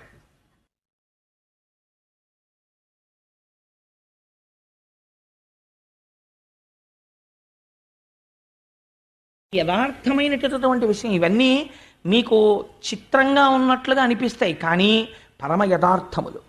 తపశ్శక్తి ఉన్నటువంటి వ్యక్తులే గొప్ప తపస్సంపన్నుడు అనుకోండి. ఎవరు పావుని వేశారో తెలియదు, నీళ్లు చేతిలో పట్టుకుని శపించాడంతే, పరీక్ష చచ్చిపోయాడా లేదా. అటువంటిది తపోశక్తికి ఆలవాలమైనటువంటి వాడు. ఆయన చేసినటువంటి సంకల్పము ఈశ్వరుడు యొక్క అనుగ్రహంగా జరిగిపోతుంటుంది. అందుకని ఆయన నాసికారంధ్రములలోంచి కింద పడింది. ఎవరు పడ్డారు? ఒక చిన్న వరాహమూర్తి ఒకటి కింద పడింది. అది పడడంతో యజ్ఞవరాహమూర్తి అర్ధి అంగుష్టమాత్ర దేహంబుతోడ వియత్తల స్థాయియగుచు భూరి గజ ప్రమాణమయ్యే అచటనున్నవారల చూపులకు అద్భుతముగా. ఆ నాసికారంధ్రంలోంచి కింద పడినటువంటి ఈ వరాహం ఒక పెద్ద కొండంత అయిపోవడం మొదలెట్టింది. దంష్టలతోటి అయిపోయి ఇది ఇప్పుడు అడుగులు తీసి అడుగులు వేయడం మొదలెట్టింది. దీనికి ఎవరు ఏం చెప్పలేదు నువ్వు ఇలా చెయ్యాలని. అందరూ ఆశ్చర్యపోతారు, ఇది ఎక్కడి నుంచి వచ్చింది రోయ్ అని చూస్తున్నారా ఉన్నవాళ్ళు ఋషులు. వాళ్ళకి అర్థమైంది, ఈ సంకల్పమును అనుసరించి భూగోళాన్ని పైకెత్తడానికి ఈశ్వరుడు ఎవడు మొట్టమొదటి నుంచి చివరి వరకు ఉంటున్నాడో వాడు వచ్చాడు. అంటే మొదటి అవతారము వచ్చినది. ఇప్పుడు ఎవరు వచ్చారు? అసలు మనం అందరం ఉండడానికి కావలసినటువంటి భూమిని పైకెత్తి మనకి నివాసం ఇవ్వడానికి ఈశ్వరుడు ఈ రూపమును పొంది వచ్చి ఉన్నాడు. ఎంత కృతజ్ఞులమై ఉండాలి ఆయనకి. ఇవాళ మనం ఉన్నామంటే ఆయన కృతజ్ఞత. ఇది మొదటి అవతారంగా వచ్చేసింది. ఇది యజ్ఞవరాహం కింద వచ్చింది. వస్తూ ఏం చేసింది? అడుగులు తీసి అడుగులు వేస్తోంది. వేస్తూ సముద్రంలో దూకింది. దూకితే పెద్ద చప్పుడు వచ్చింది. అది మూపు పెట్టి వెతుకుతోంది భూమి కోసం. వెతుకుతూ వెతుకుతూ ముఖం నిండా నీళ్ళు అంటుకుపోయి, అంటుకుపోతే పైకెత్తి ఇలా ఇలా అంది. అంటే అవి వెళ్ళి కొన్ని రాజ్యాల్లో పడ్డాయి. రేపు విందురుగాని కర్దమ ప్రజాపతి దేవహూతి వస్తుంది, అక్కడ విందురుగాని ఎక్కడెక్కడ పడ్డాయో, ఎక్కడెక్కడ క్షేత్రాలు అయ్యాయో ఆ నీళ్లు పడ్డాయి. పడితే ఋషులందరూ వెళ్ళి ఋగ్యజు సామవేదములతో స్తోత్రం చేస్తూ ఆ నీళ్లు మీద పడేటట్టు నించున్నారు. ఎందుకని? ఈ కంటికి గోచరం అవనివాడు రక్షించడం కోసమని ఒక విచిత్రమైన మూర్తిగా వచ్చాడు. వచ్చి నీటితో తడిసిన దేహంలో ఉన్న నీటిని చిమ్ముతున్నాడు. ఇది మానసికముగా మీ మీద పడాలి. ఇప్పుడు యజ్ఞవరాహమూర్తి మీద ఉన్న నీరు మీరు ఇక్కడ దర్శనం చెయ్యాలి, చేస్తే పడుతుందని. అందుకే అది యజ్ఞవరాహం, పైకి వరాహం కాదు. అది ఎలా వస్తుంది? ఇక్కడ వరకు విన్నారు కదండి, ఆగండి అలాగా, ఓసారి వెనక్కి వెళ్ళండి. ఇప్పుడు అడిగాడు ఒక ప్రశ్న. ఎవరు అడిగారు? విదురుడు అడిగాడు మైత్రేయుణ్ణి. ఎందుకు అడిగాడు అంటే, విదురుడు కురుసభలో ఉండగా అవమానం చేశారు ఆయన్ని. అవమానం చేస్తే ఆ విదురుడు బయలుదేరి వెళ్ళిపోయాడు. వెళ్ళిపోయి ఉద్ధవుడి దగ్గరికి వెళ్ళి ఉద్ధవుడిని అడిగాడు, కృష్ణ భగవానుడు ఎక్కడున్నాడు అని. అంటే ఉద్ధవుడు చెప్పాడు, కృష్ణుడు నిర్యాణం చెందాడు, యాదవులందరూ వెళ్ళిపోయారని. మరి నువ్వు యాదవుడవు కదా, ఎందుకు ఉండిపోయాడని అడిగాడు పరీక్షిత్ శుకుణ్ణి. అడిగితే కృష్ణుడికి ఏ జ్ఞానం ఉందో అది ఉద్ధవుడికి ఉంది. కృష్ణుడి తర్వాత లోకానికి చెప్పడం కోసం ఉద్ధవుడిని ఉంచేశాడు భూమి మీద. అందుకని చెప్పి ఆ ఉద్ధవుడు బదరికాశ్రమానికి వెళ్ళిపోమ్మని శ్రీమన్నారాయణ ఆదేశాన్ని అనుసరించి వెళ్ళిపోతున్నాడు. వెళ్ళిపోతుంటే విదురుడు వెళ్ళి, నువ్వు శ్రీమన్నారాయణుడి దగ్గర కృష్ణుడి దగ్గర నేర్చుకున్నటువంటి భాగవత జ్ఞానం నాకు చెప్పమని అడిగాడు. అడిగితే నా దగ్గరే కాదు, అది మైత్రేయుడికి కూడా చెప్పాడు. మైత్రేయుడు హరిద్వారంలో ఉన్నాడు, అక్కడికి వెళ్ళి వినమన్నాడు. గంగపడిన చోటైన హరిద్వారం దగ్గరికి వెళ్ళి హరిద్వారంలో భాగవత జ్ఞానాన్ని విన్నాడు. విన్నప్పుడు ఒక విచిత్రమైన ప్రశ్న వేశాడు. ఇంతవరకు బాగానే ఉంది. యజ్ఞవరాహం వచ్చినప్పుడు ఒక ఈయన ఎంత గొప్ప మూర్తో అంత గొప్ప రాక్షసుడు వచ్చాడు నీళ్లలోంచి. వాడు అనవసరంగా వచ్చి ఈయన మీద కలిగిపడ్డాడు. వీళ్ళందరూ స్తోత్రం చేస్తున్నాడు, వాడు ఒక్కడే కలిగిపడ్డాడు. ఈయన వాడిని చంపి అవతల పారేశాడయా అన్నారు. ఆ వచ్చిన వాడెవడు, ఎందుకు వచ్చాడు, అందరూ నమస్కారం చేస్తే వాడొక్కడు యుద్ధం చేయడం ఏమిటి, అసలు అదేదో చెప్పు నాకు అన్నాడు పరీక్షిత్. అంటే శుకుడు, ఇలా అడిగేవాడి కోసమే నేను చూస్తున్నానయా, చెప్తాను వినన్నాడు. ఇప్పుడు మీరు ఇక్కడి నుంచి జాగ్రత్తగా వినండి. ఇప్పుడు అంటే మీకు సౌకర్యం కోసం నేను కథాభాగాన్ని కొద్దిగా మలుపులు మార్చుకుని చెప్తున్నాను, తేలిగ్గా అందుతుందని. ఒకప్పుడు కశ్యప ప్రజాపతి తన భార్యలు, ఆ కశ్యప ప్రజాపతికి 13 మంది భార్యలు, 13 మంది భార్యలతోనూ ధర్మబద్ధమైనటువంటి జీవితాన్ని కొనసాగిస్తున్నాడు. ఒకరోజు సాయంకాలం ఆయన అగ్నికార్యం చేసుకుంటున్నారు. అసుర సంధ్య వేళ ప్రారంభమైంది. అసుర సంధ్య వేళ అంటే దాన్ని సంధికాలం, పగలు కాదు రాత్రి కాదు. సూర్యాస్తమయం అంటాం కానీ సూర్యుడికి అస్తమయం లేదు కదండి, భూమి తిరుగుతుంది. అందుకని సూర్యుడి యొక్క వెలుతురు భూమి మీద ప్రసరించని సమయము, చంద్రోదయము కాని సమయము, దీన్ని ఉత్తర సంధ్య అంటారు. ఈ ఉత్తర సంధ్య పూర్వ సంధ్య కన్నా పవిత్రం. ఈ ఉత్తర సంధ్యలో 3 పనులు మాత్రం ఎట్టి పరిస్థితుల్లో చేయకూడదు, శాస్త్రంలో నిషిద్ధం. చీకటి పడే వేళ, పగలు పూర్తయ్యే వేళ, ఈ రెండిటికి నడుమ ఉన్న ఉత్తర సంధ్యలో పొరపాటున కూడా 3 పనులు చేయరాదు. ఏమవి? 1, భుజించరాదు, తినకూడదు. కలియుగం వచ్చిందని గుర్తేమిటి? ధర్మభ్రష్టత్వం. బళ్ళ ముందు కూడా నిలబడి ఎడం చేతిలో పెట్టుకు తినేస్తూ ఉంటాం అసుర సంధ్య వేళలో. వేళావేళలు లేవు కాబట్టి 1 తినడం నిషిద్ధం. అది ఉగ్రవేళ, మనస్సునందు క్రౌర్యముతో కూడిన ఆలోచనలు వస్తాయి, 6వ వంతు మనస్సై. 2వదేది నిద్రించరాదు. 3వదేది మైథునము జరపరాదు. ఈ 3 నిషిద్ధాలు. మైథునం అంటే స్త్రీ పురుష సంభోగం, జరపరాదు. కానీ గమ్మత్తు ఏమైందంటే, కశ్యప ప్రజాపతి అగ్నికార్యం చేసుకుంటున్నారు. ఆయన సాక్షాత్తుగా రాశీభూతమైనటువంటి తపశ్శక్తి, అటువంటి మహానుభావుడు. ఆయన దగ్గరికి దితి అనబడేటటువంటి భార్య వచ్చింది. వచ్చి ఆయనతో ఒక మాట అంది. ఆవిడ చాలా అందంగా మాట్లాడిందండి. ఆవిడ మామూలుగా మాట్లాడలేదు. ఆవిడంది, నా మీద మన్మధుడు బాణప్రయోగం చేశాడు, నేను ఆ బాణప్రయోగపు తాకిడికి నేను తట్టుకోలేక నిలువెల్లా కదిలిపోతున్నాను. నీవు నా భర్తవి, అందుచేత నువ్వు నన్ను అనుగ్రహించి నాలో కలిగినటువంటి ఈ కామావేశమునకు ఉపశాంతిని కల్పించు అని చెప్తూ ఆవిడ ఒక మాట చెప్పింది. నేను ఇలా అడగడం వెనకాతల ఒక రహస్యం ఉంది అని. ఏమిటి అన్నాడు కశ్యపుడు. అంటే, తన ధర్మపత్ని వలనను మునుకొని తా పుత్రరూపమున ఉదయించున్, దీపించిన దీపముచే దీపము 2 కాదే సికి ఒకటయ్యున్ అని. అంటే కామాన్ని ధర్మంతో కలిపే ప్రయత్నం చేసింది దితి. ఆవిడ ఆ స్థితిలో దోషం పట్టలేము. ఆవిడ అంది, 13 మంది భార్యలు ఉన్నారు నీకు, మేమందరం ఏకగర్భ సంజాతులం, ఒక తల్లి పిల్లలం. 13 మందిని ప్రజాపతి నీకు ఇచ్చి పెళ్లి చేశాడు. అందులో 12 మందికి సంతానం కలిగారు, ఇంకా నాకు సంతానం కలగలేదు. సాధారణంగా భార్యాభర్తల యొక్క అనుబంధంలో ఒక గొప్ప సిద్ధాంతం ఉంది, ఆత్మావై పుత్రనామాసి. భర్త అపురూపముగా ఇచ్చేటటువంటి కానుక భార్యకు ఏది అంటే తానే తన భార్య కడుపున మళ్ళీ ఉదయిస్తాడు. కాబట్టి ఏమైంది, తానే పుత్రరూపముగా తన భార్యలోంచి పైకొస్తున్నాడు. ఇది ఎట్లా ఉంటుందో తెలుసా? ఆవిడంది, తన ధర్మపత్ని వలనను మునుకొని తా పుత్రరూపమున ఉదయించున్.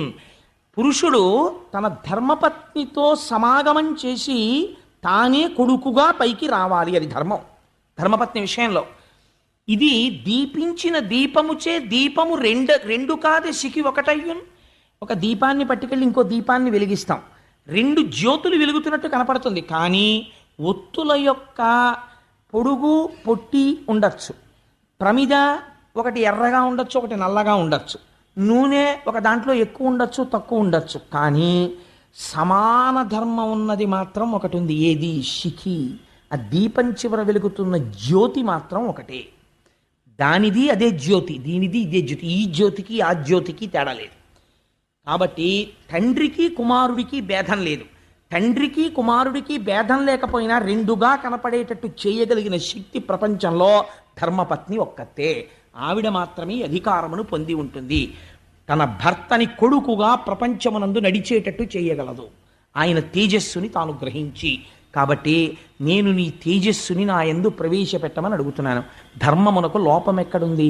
నాకు సంతానమును కటాక్షించు. ఎంత ధర్మబద్ధంగా అడిగింది చూడండి. ఆయన అన్నాడు, నిజంగా భార్యాభర్తలంటే ఇలా మాట్లాడుకోవాలా అనిపిస్తుంది ఒక్కొక్కసారి. భాగవతం చదువుతుంటే, కావ్యాలు చదువుతుంటే, పురాణాలు చదువుతుంటే. ఆయన అన్నాడు, భార్య అంటే ఎవరో తెలుసా దితి? భార్య ఉన్నవాడంత అదృష్టవంతుడు ప్రపంచమునందు లేడు. ఎందుచేతనో తెలుసా? శత్రువులు వచ్చినా సరే దుర్భేద్యమైనటువంటి దుర్గమునందు కూర్చున్న రాజు ఎంత ధైర్యంగా ఉంటాడో, ఇంద్రియముల యొక్క అలజడిని ధర్మబద్ధము చేయగలిగినటువంటి భార్య దుర్గము వంటిది. ఎందుకని? భార్య యందలి కామము ధర్మబద్ధమైన కామమై పుత్రరూపమైన అర్థముగా మారిపోతోంది. ధర్మపత్ని వలన ధర్మబద్ధమైన కామము ధర్మబద్ధమైన పుత్రరూపమైన అర్థమునిచ్చి మోక్షము వైపుకి నడిపిస్తోంది ఆయన గయాశ్రాద్ధం పెట్టడం వల్ల. కాబట్టి భార్య అనేది సముత్కృష్టమైనటువంటి స్థానమును అధిరోహించి ఉన్నది. నీ వంటి భార్యని పొంది ఉండడం నా అదృష్టం. ఒకసారి భార్యని పొందిన తర్వాత ఇంటి నిర్వహణ బాధ్యత అంతా భార్య చూసుకుంటుంది. తాను హాయిగా ధర్మకార్యాచరణమునందు పురుషుడు ప్రవర్తిస్తాడు. అదేమిటంటే మరి పాపం అలా ఆడవాళ్ళని ఇబ్బంది పెట్టేయచ్చా? పురాణాలని మీరు అనుకోక్కర్లేదు. ఆయన ధర్మం చేసేసుకుంటాడు, ఆవిడ వంట చేసుకుంటుందా అని. ఈయన చేసినటువంటి ప్రతి పుణ్యంలో సగభాగం ఆవిడ ఖాతాలో వేసేస్తారు. ఆవిడ చేసిన పుణ్యంలో సగభాగం ఈయనకి వెయ్యరు ధర్మశాస్త్రంలో. పాపానికి ఎందుకు భయపడమని చెప్పిందో తెలుసా అండి? పురుషుడు తాను పాపకర్మ చేసి ఏదైనా తీసుకుని ఇంట్లో తీసుకొచ్చి పెట్టాడు అనుకోండి, దాంట్లోంచి భాగం భార్యకు కానీ పిల్లలకు కానీ వేరు. మొత్తం ఫలితం తీసుకెళ్ళి ఆయన ఖాతాలో వేస్తారు. ఆయన శరీరం పడిపోయిన తర్వాత ఆయన తెచ్చిందంతా వీళ్ళందరూ పంచుకున్నారనుకోండి, వాళ్ళకేమీ తప్పేమీ తీసుకొచ్చి పెట్టరు, వాళ్ళు అనుభవించవచ్చు. పాపం మొత్తం మూట కట్టుకుని ఎవరు పెడతారో తెలుసా అండి? పట్టుకొచ్చిన వాడు ఒక్కడే పట్టుకెళ్తాడు, ఉత్తర జన్మల్లో అనుభవిస్తాడు. ఇక్కడేమైంది? చేసుకున్న పుణ్యం ఉంది, అది మాత్రం భార్యకి సగమే వేస్తారు. ఎందుకంటే నువ్వు బతికి ఉండాలంటే, నువ్వు పుణ్యం చేయాలంటే ఆవిడ అన్నం వండి పెట్టింది, ఆవిడ చేసుకోవడం మనిషి పూజ, అందుకని సగం ఆవిడికే అది శాస్త్రం. అందుకే యోగ్యుడైన వరుణ్ణి చూడండి, యోగ్యుడైన వరుణ్ణి చూడండి అంటే అర్థం ఏమిటో తెలుసా అండి? భగవద్భక్తి కలిగిన కుటుంబంలోంచి వరుణ్ణి తీసుకొస్తారు. ఆయన ఎప్పుడు ఈశ్వరార్చన నిపుణుడై ఉంటే ఆ సగం ఫలితం వెళ్ళి ఆవిడ ఖాతాలో పడితే ఉత్తర జన్మల్లో ఆవిడ ఎంత గొప్ప స్థితినో పొందుతుంది. అందుకని భగవద్భక్తుడికి ఇచ్చి చెయ్యడం కోసమని వెతుకుతారు. కాబట్టి నీ వంటి భార్య దొరకడం నాకు చాలా సంతోషం. కానీ దితి, ఒక్క మాట చెప్తాను విను. తరుణి, నేను ఒక్క మాట చెప్తాను. ఇది సంధ్యాకాలము. ఈ కాలమందరయన్ భూతగణావృతుండగుచు కామారాతి లీలన్ సంచరించుట అభావ్యంబయ్యే. కాన ఈ ఉగ్రకాలమునందు అరయన్ నిషిద్ధ కర్మంబగు ఎలా ధర్మమున్ వీడగన్ అని అడిగాడు కశ్యప ప్రజాపతి. ఇది ఉగ్రవేళ అంటారు. అసుర సంధ్య వేళలో పరమశివుడు వృషభవాహనాన్ని అధిరోహించి భూమండలం మీద తిరుగుతాడు. ఆయనకి స్వపర భేదములుండవు. ఆయన వితతస్రస్తకేశుండు, తల దువ్వుకోడు జుట్టిలా పడిపోయి ఉంటుంది, పులుకల మాల మెళ్ళో వేసుకుని తిరుగుతుంటాడు. ఆయన భూమండలాన్నంతటినీ చూస్తాడు. అసుర సంధ్య వేళలో ప్రతి ప్రాణి వంక చూస్తాడు. ఈ సమయంలో ఆయన వెనకాతల భూతగణాలు వెడుతుంటాయి. వాళ్ళు చాలా ఉగ్రమూర్తులై ఉంటారు. వాళ్ళకి ఆ సమయంలో శివుడి పట్ల అపచారముగా ఎవరైనా ప్రవర్తిస్తే శంకరుడు ఊరుకోవచ్చేమో, కానీ ఆయన చుట్టూ ఉన్నటువంటి గణములు అంగీకరించవు. చాలా తీవ్రమైన ఫలితాన్ని ఇచ్చేస్తారు. నీ అక్క చెల్లెలు సతీదేవి పరమశివుడు భార్య అనుకుంటున్నావేమో, ఆయనకి అలాంటి భేదాలున్నావు. ఆయన మహాజ్ఞాని, తెలియనివాడు, కొన్ని కోట్ల జన్మలు ఎత్తవలసినటువంటి వాడు, జ్ఞానము లేనివాడు శంకరుణ్ణి చూసి ద్వేషించి మాట్లాడతాడు. జ్ఞానము రావాలంటే శంకరుడి వల్లే వస్తుంది. ఆయన పరమ పవిత్రుడు. అటువంటి శంకరుడికి నమస్కరించి మర్యాదగా ప్రవర్తించాలి. ఈ ఉగ్రవేళన్ రమించన్ నిషిద్ధ కార్యం బగు. శంకరుడు వృషభవాహనారూఢుడై వెడుతుంటే భార్యాభర్తలు సంగమిస్తే ఆయన ఆగ్రహానికి కారణం అవుతుంది.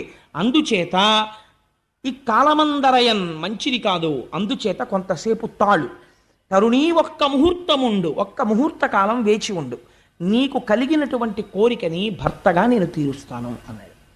అంటే ఆవిడికి అటువంటి బుద్ధి కలిగింది. దితికి ధర్మభ్రష్టత్వం ఎక్కడొస్తుందో మీరు గమనించాలి భాగవతంలో. ఆవిడ ఒక వెలయాలు ప్రవర్తించినట్టు కశ్యప ప్రజాపతి యొక్క పంచపట్టి లాగినది. అగితే ఆయన అన్నాడు, ఈశ్వరుడికి నమస్కారం చేసి, నేను ధర్మపత్ని పట్ల ఇంతకన్నా భిన్నంగా ప్రవర్తించకూడదు అని ఆవిడ కోరుకున్న సుఖాన్ని ఆవిడికి కటాక్షించి ఆయన స్నానం చేసి ఆచమనం చేసి ఆయన కార్యమునందు ఆయన నిమగ్నుడైపోయాడు. కొంతసేపు అయిపోయిన తర్వాత దితికి అనుమానం వచ్చింది. చేయరాని పని చేశాను, దీని యొక్క ఫలితము ఉగ్రముగా ఉంటుందేమో అని పరమశివుడికి క్షమార్పణ చెప్పి రుద్రగణాలకి క్షమార్పణ చెప్పింది. కానీ అందులో అప్పటికే జరగవలసిన అపకారం జరిగిపోయింది. భూతగణాల్లో ఇద్దరు చూసేశారది. భద్రాభద్రులు అనేటటువంటి వాళ్ళు చూసి ఉగ్రమైనటువంటి ఫలితాన్ని ఇచ్చేశారు. కశ్యప ప్రజాపతి దగ్గరికి వెళ్ళి అడిగింది, అయ్యా నా కడుపున పుట్టేటటువంటి బిడ్డలు కానీ ప్రమాదం తీసుకురారు కదా అని అడిగింది. కశ్యప ప్రజాపతి అన్నాడు, నేను వద్దని చెప్పాను, నువ్వు వినలేదు. నీ కడుపున పుట్టబోయేటటువంటి ఇద్దరు బిడ్డలు కూడా లోకకంటకులై వాళ్ళు పుట్టగానే ఆకాశం నెత్తురు వర్షిస్తుంది, నక్కలు కూస్తాయి, కొన్ని వేల మంది స్త్రీల కళ్ళంబట నీళ్లు కార్పిస్తారు, ఋషులను, బాలులను, బ్రాహ్మణులను, బ్రహ్మచారులను, వేదాన్ని, దేవతల్ని అవమానపరుస్తారు. చిట్ట చివరికి వాళ్ళు శ్రీహరి చేతిలో అంతమును పొందుతారు. చెప్పేటప్పటికప్పుడు ఆవిడ బావురుమని ఏడ్చింది. ఆఖరికి ఇంత అపఖ్యాత, నాకు దీనికి నివారణోపాయము లేదా అని అడిగింది. అడిగితే కశ్యప ప్రజాపతి అన్నారు, పశ్చాత్తాపమే నివారణోపాయం. నువ్వింత పశ్చాత్తాపడ్డావు కాబట్టి చేసిన దోషం పోదు, కానీ మనవడు మాత్రం మహాభక్తుడైనటువంటి వాడొకడు ఆ హిరణ్యకశిపుల్లో ఒకడికి కొడుగ్గా పుడతాడు. ప్రహ్లాదుడు పుట్టాడు. నీ పశ్చాత్తాపము వలన ఒక మహాపురుషుడు, ఒక మహాభక్తుడు జన్మిస్తాడు.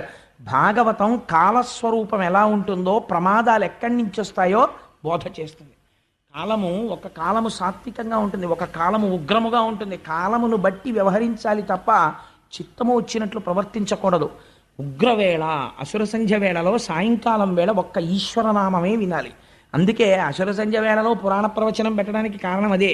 ఎందుకు పురాణ ప్రవచనం చేస్తారంటే అప్పుడు వినడం చేత ఈశ్వరుడు చాలా పరితృప్తుడవుతాడు.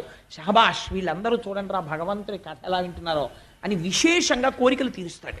తప్పించి వాళ్ళ జోలికి రాడాయన.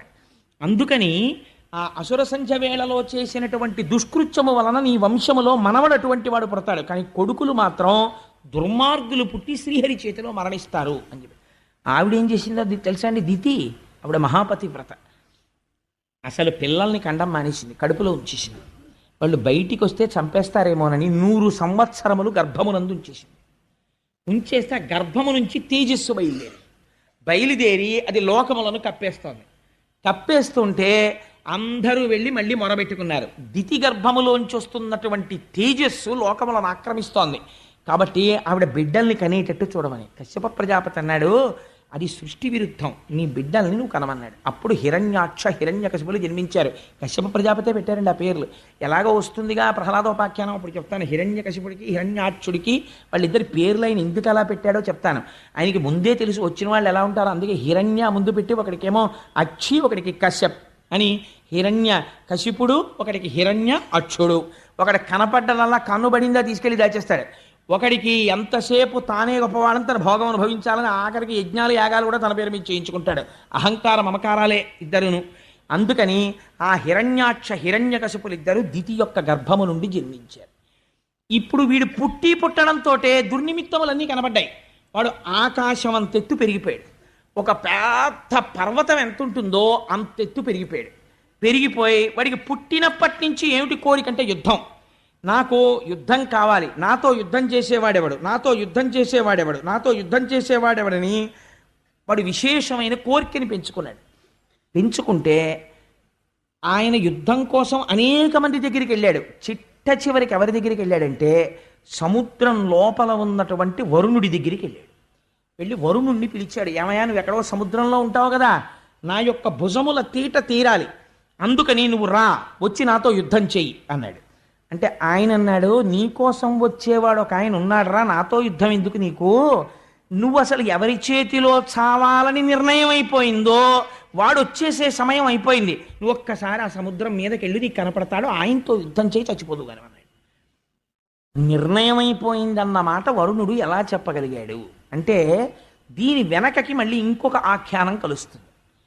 ఈ భద్రాభద్రులనేటటువంటి రుద్రగణములు చూసి వీళ్ళ యందు ఉగ్రమైనటువంటి బిడ్డలు పుట్టాలని ఎప్పుడైతే నిర్ణయం జరిగిందో, ఎంత శివకేశవ అభేదంగా నడుస్తుందో చూడండి పురాణం. శ్రీ మహావిష్ణువు దగ్గర ఇద్దరు పార్షదులు ఉన్నారు, జయ విజయులని. వైకుంఠంలో వాళ్ళిద్దరు ద్వారం దగ్గర నిలబడతారు. అంటే 7 ద్వారములు ఉంటాయి.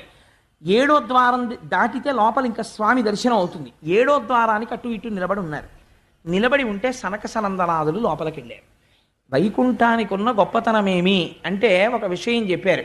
అందులో ఆ వైకుంఠంలో ఉండేటటువంటి గోడలు మణులతో నిర్మించబడి ఉంటే లక్ష్మీదేవి తన చేతిలో పట్టుకున్నటువంటి కలువ పువ్వుతో ఆ గోడల్ని తుడుస్తూ ఉంటుంది. అంటే మనం కూడా ఇంటిలో ఇంటీరియర్ డెకరేషన్ ఎలా చేసుకుంటామో అలా ఉంటుంది. అసలు అక్కడ పాపచిత్తుడు, మాయ కలిగిన వాడు, చిత్తుల మారి, హృదయమునందు నైర్మల్యము లేనివాడు అందులో ప్రవేశించడు. ఎప్పుడు భగవంతుని యందు భక్తి కలిగిన వాళ్ళు అందులో తిరుగుతూ ఉంటారు. అక్కడ జయ విజయులు నిలబడి ఉన్నారు కాపలాగా. నిలబడి ఉంటే 6 ద్వారములు దాటి సనక సనందనాదులు వెళ్ళారు. వాళ్ళు మహాజ్ఞానులు, నిరంతరము భగవంతుని యొక్క పాదముల యందు భక్తితో ఉండేటటువంటి స్వరూపం ఉన్నవారు. వారు వెళ్ళి 7వ ఆ ద్వారం దగ్గరికి వెళ్ళి నిలబడ్డారు. నిలబడితే జయ విజయులు అన్నారు, లోపలికి వెళ్ళడానికి వీలు లేదు అన్నారు. అంటే ఆ మాత్రానికి కోపం వచ్చేస్తుందండి. ఏదో కారణం ఉండాలి కదా. కారణం లేకుండా ఏదో ఒక ఆఫీసర్ గారి రూమ్లోకి ఎడుతున్నాం అనుకోండి, ఆఫీసర్ గారి రూమ్లోకి ఎడుతుంటే మేస్టర్ కాసేపు ఆగండి, లోపల ఆఫీసర్ గారు ఎవరితోనో మాట్లాడుతున్నారు అన్నారు అనుకోండి, వెంటనే కప్ప వాటర్ బాటిల్లో నీళ్లు తీసి పోసి చెప్పించేయడమే. దానికి లోపల ఎవరితోనో మాట్లాడుతున్నారంటే కాసేపు కూర్చోవాలి, ఆగాలి, లేకపోతే విజిటర్స్ స్లిప్ పంపించాలి. ఆదరణ ఉంటే అయ్యో రమ్మను తప్పకుండాను అని చెప్పి గబోబా కాసేపు మాట్లాడతారు. అంతేకాని ఆ బయట ఉన్నవాడిని శపించేయడం ఎందుకు? మరి సనక సనందనాదులు వెంటనే జై విజయుల్ని శపించేస్తే అది అర్థరహితమైన విషయమా కాదా పురాణంలో? ఇంకా వాళ్ళేం బ్రహ్మజ్ఞానులండి. వాళ్ళు శపించడానికి ఒక కారణం ఉండాలి. వాళ్ళు ఆ కారణం చూపించారు. వాళ్ళు అన్నారు, ఇది వైకుంఠం, వైకుంఠమునందు మాత్సర్యం ఉండదు. ఇక్కడ ఎవ్వరూ కూడా ఒకరి మీద ఒకరికి మత్సరం ఉండదు. అసలు ఎవరి మీద ఎవరికి పగ ఉండదు. కాబట్టి ఎవరి మీద ఎవరికి ప్రతీకారం ఉండదు. ఇక్కడ ఎవరికి హాని చెయ్యరు. ఎవరు హాని చేసేవాళ్ళు లేనప్పుడు లోపలికి వెళ్ళి ఈశ్వరుణ్ణి దర్శించుకోవడానికి మెటల్ డిటెక్టర్లు, పరీక్షలు ఎందుకు? మమ్మల్ని ఎందుకు ఆపినట్టు? పోనీ లోపల ఉన్నాయన ఏమైనా విజిటింగ్ అవర్స్ పెట్టాడా? ఫలానా టైంలోనే పంపించండి, మిగిలిన టైమ్స్లో వద్దు అని చెప్పేటటువంటి వాడైతే మీరు అడ్డు పెట్టినందుకు మేము అంగీకరిస్తాం. ఆయన భక్తపరాధీనుడు. ఆయన భక్తులైనటువంటి వాళ్ళు వస్తే చాలు ఆర్తితో ఆయన ఎదురొచ్చేటటువంటి స్వభావం ఉన్నవాడు. అటువంటి వాడు లోపలుంటే వెళ్ళడానికి మేము వస్తే మా హృదయములో ఆయన్ని దర్శనం చెయ్యాలన్న కాంక్ష తప్ప వేరొకటి లేకుండా ఉంటే మధ్యలో అడ్డు పెట్టడం మీకు మించిన స్వాతంత్రం. మీ మించిన స్వాతంత్రానికి మీరు పోయారు కాబట్టి, మత్సరము లేని చోట మత్సరాన్ని సృష్టిస్తున్నారు కాబట్టి, ఏది ఎక్కడ ఉండకూడదో దాన్ని మీరు చూడటం మొదలు పెట్టారు కాబట్టి, అది ఎక్కడ పుష్కలంగా దొరుకుతుందో ఆ భూలోకానికి పొండారు అనేటప్పటికీ వాళ్ళిద్దరూ కాళ్ళ మీద పడి పెద్ద ఏడుపు మొదలెట్టారు. ఇప్పుడు శ్రీమన్నారాయణుడు బయటకు వచ్చారు. స్వామి బయటికి వస్తే ఎలా ఉంటుందండి? ఆయన పుట్టుమచ్చ ఉంటుందిట, నల్లటి పుట్టుమచ్చ ఒకటి. ఆ పుట్టుమచ్చని శ్రీవత్సము అని పిలుస్తాం. అది చూసి జయ విజయులు పొంగిపోయారు. స్వామి, ఏమి అందగాడివయ్యా, నీ స్వరూపం మేము ఎప్పుడూ చూడలేదు. మా తండ్రి గారైనటువంటి చతుర్ముఖ బ్రహ్మగారు మాకు ఉపదేశం చేశారు. ఇలా ఉంటాడరా శ్రీమన్నారాయణుడంటే, మీరు రోజు ఉపాసన చెయ్యండి అని మాకు చెప్పారు. జలధరదేహు నాజాను చతుర్బాహు సరసీరుహక్షు విశాలవక్షు, ఎన్ని మార్లు చెప్పినా అదే వర్ణన. శంఖచక్ర గదా పద్మహస్తు, ఆ శంఖచక్ర గదా పద్మములను పట్టుకున్నవాడై పట్టు పీతాంబరాన్ని కట్టుకుని నిరంతరము లక్ష్మీదేవి చేత తులసితో కూడినటువంటి గంగాజలముల చేత కడగబడినటువంటి పాదములున్నవాడై మహానుభావుడు మంచి కౌస్తుభమణిని ధరించి వనమాల వేసుకుని ఉంటే అందులో గండు తుమ్మెదలు మకరందపానం కోసమని రొద చేస్తూ ఉంటాయిట. ఆ రుక్మిణీదేవి అడిగింది, నేను ఎప్పటికైనా ఆ వనమాల వాసన చూడాలయ్యా నిన్ను కౌగిలించుకుని అని అడిగింది. ఆ వనమాలా విరాజితుడై రకరకములైనటువంటి ఆభరణములను దాల్చినటువంటి వాడై స్వామి నడిచి వస్తుంటే కదలిన బాహుపద క్రమంబున కంకణ రవము సూప అంటారు పోతన గారు. ఆయన అడుగు తీసి అడుగు వేస్తుంటే ఆయన పాదములకు పెట్టుకున్నటువంటి మంజీరములు మీరు ఎప్పుడైనా ఏడుకొండలవాడి యొక్క దర్శనం చేస్తే కనపడుతుంది. మీరు ఈ మాట వెళ్ళినప్పుడు జాగ్రత్తగా చూడండి. ఆయన మోకాళ్ళ దగ్గర కూడా పెద్ద పెద్ద కంకణాలు ఉంటాయి, ఇలాగా వాటికి మువ్వలు ఉంటాయి.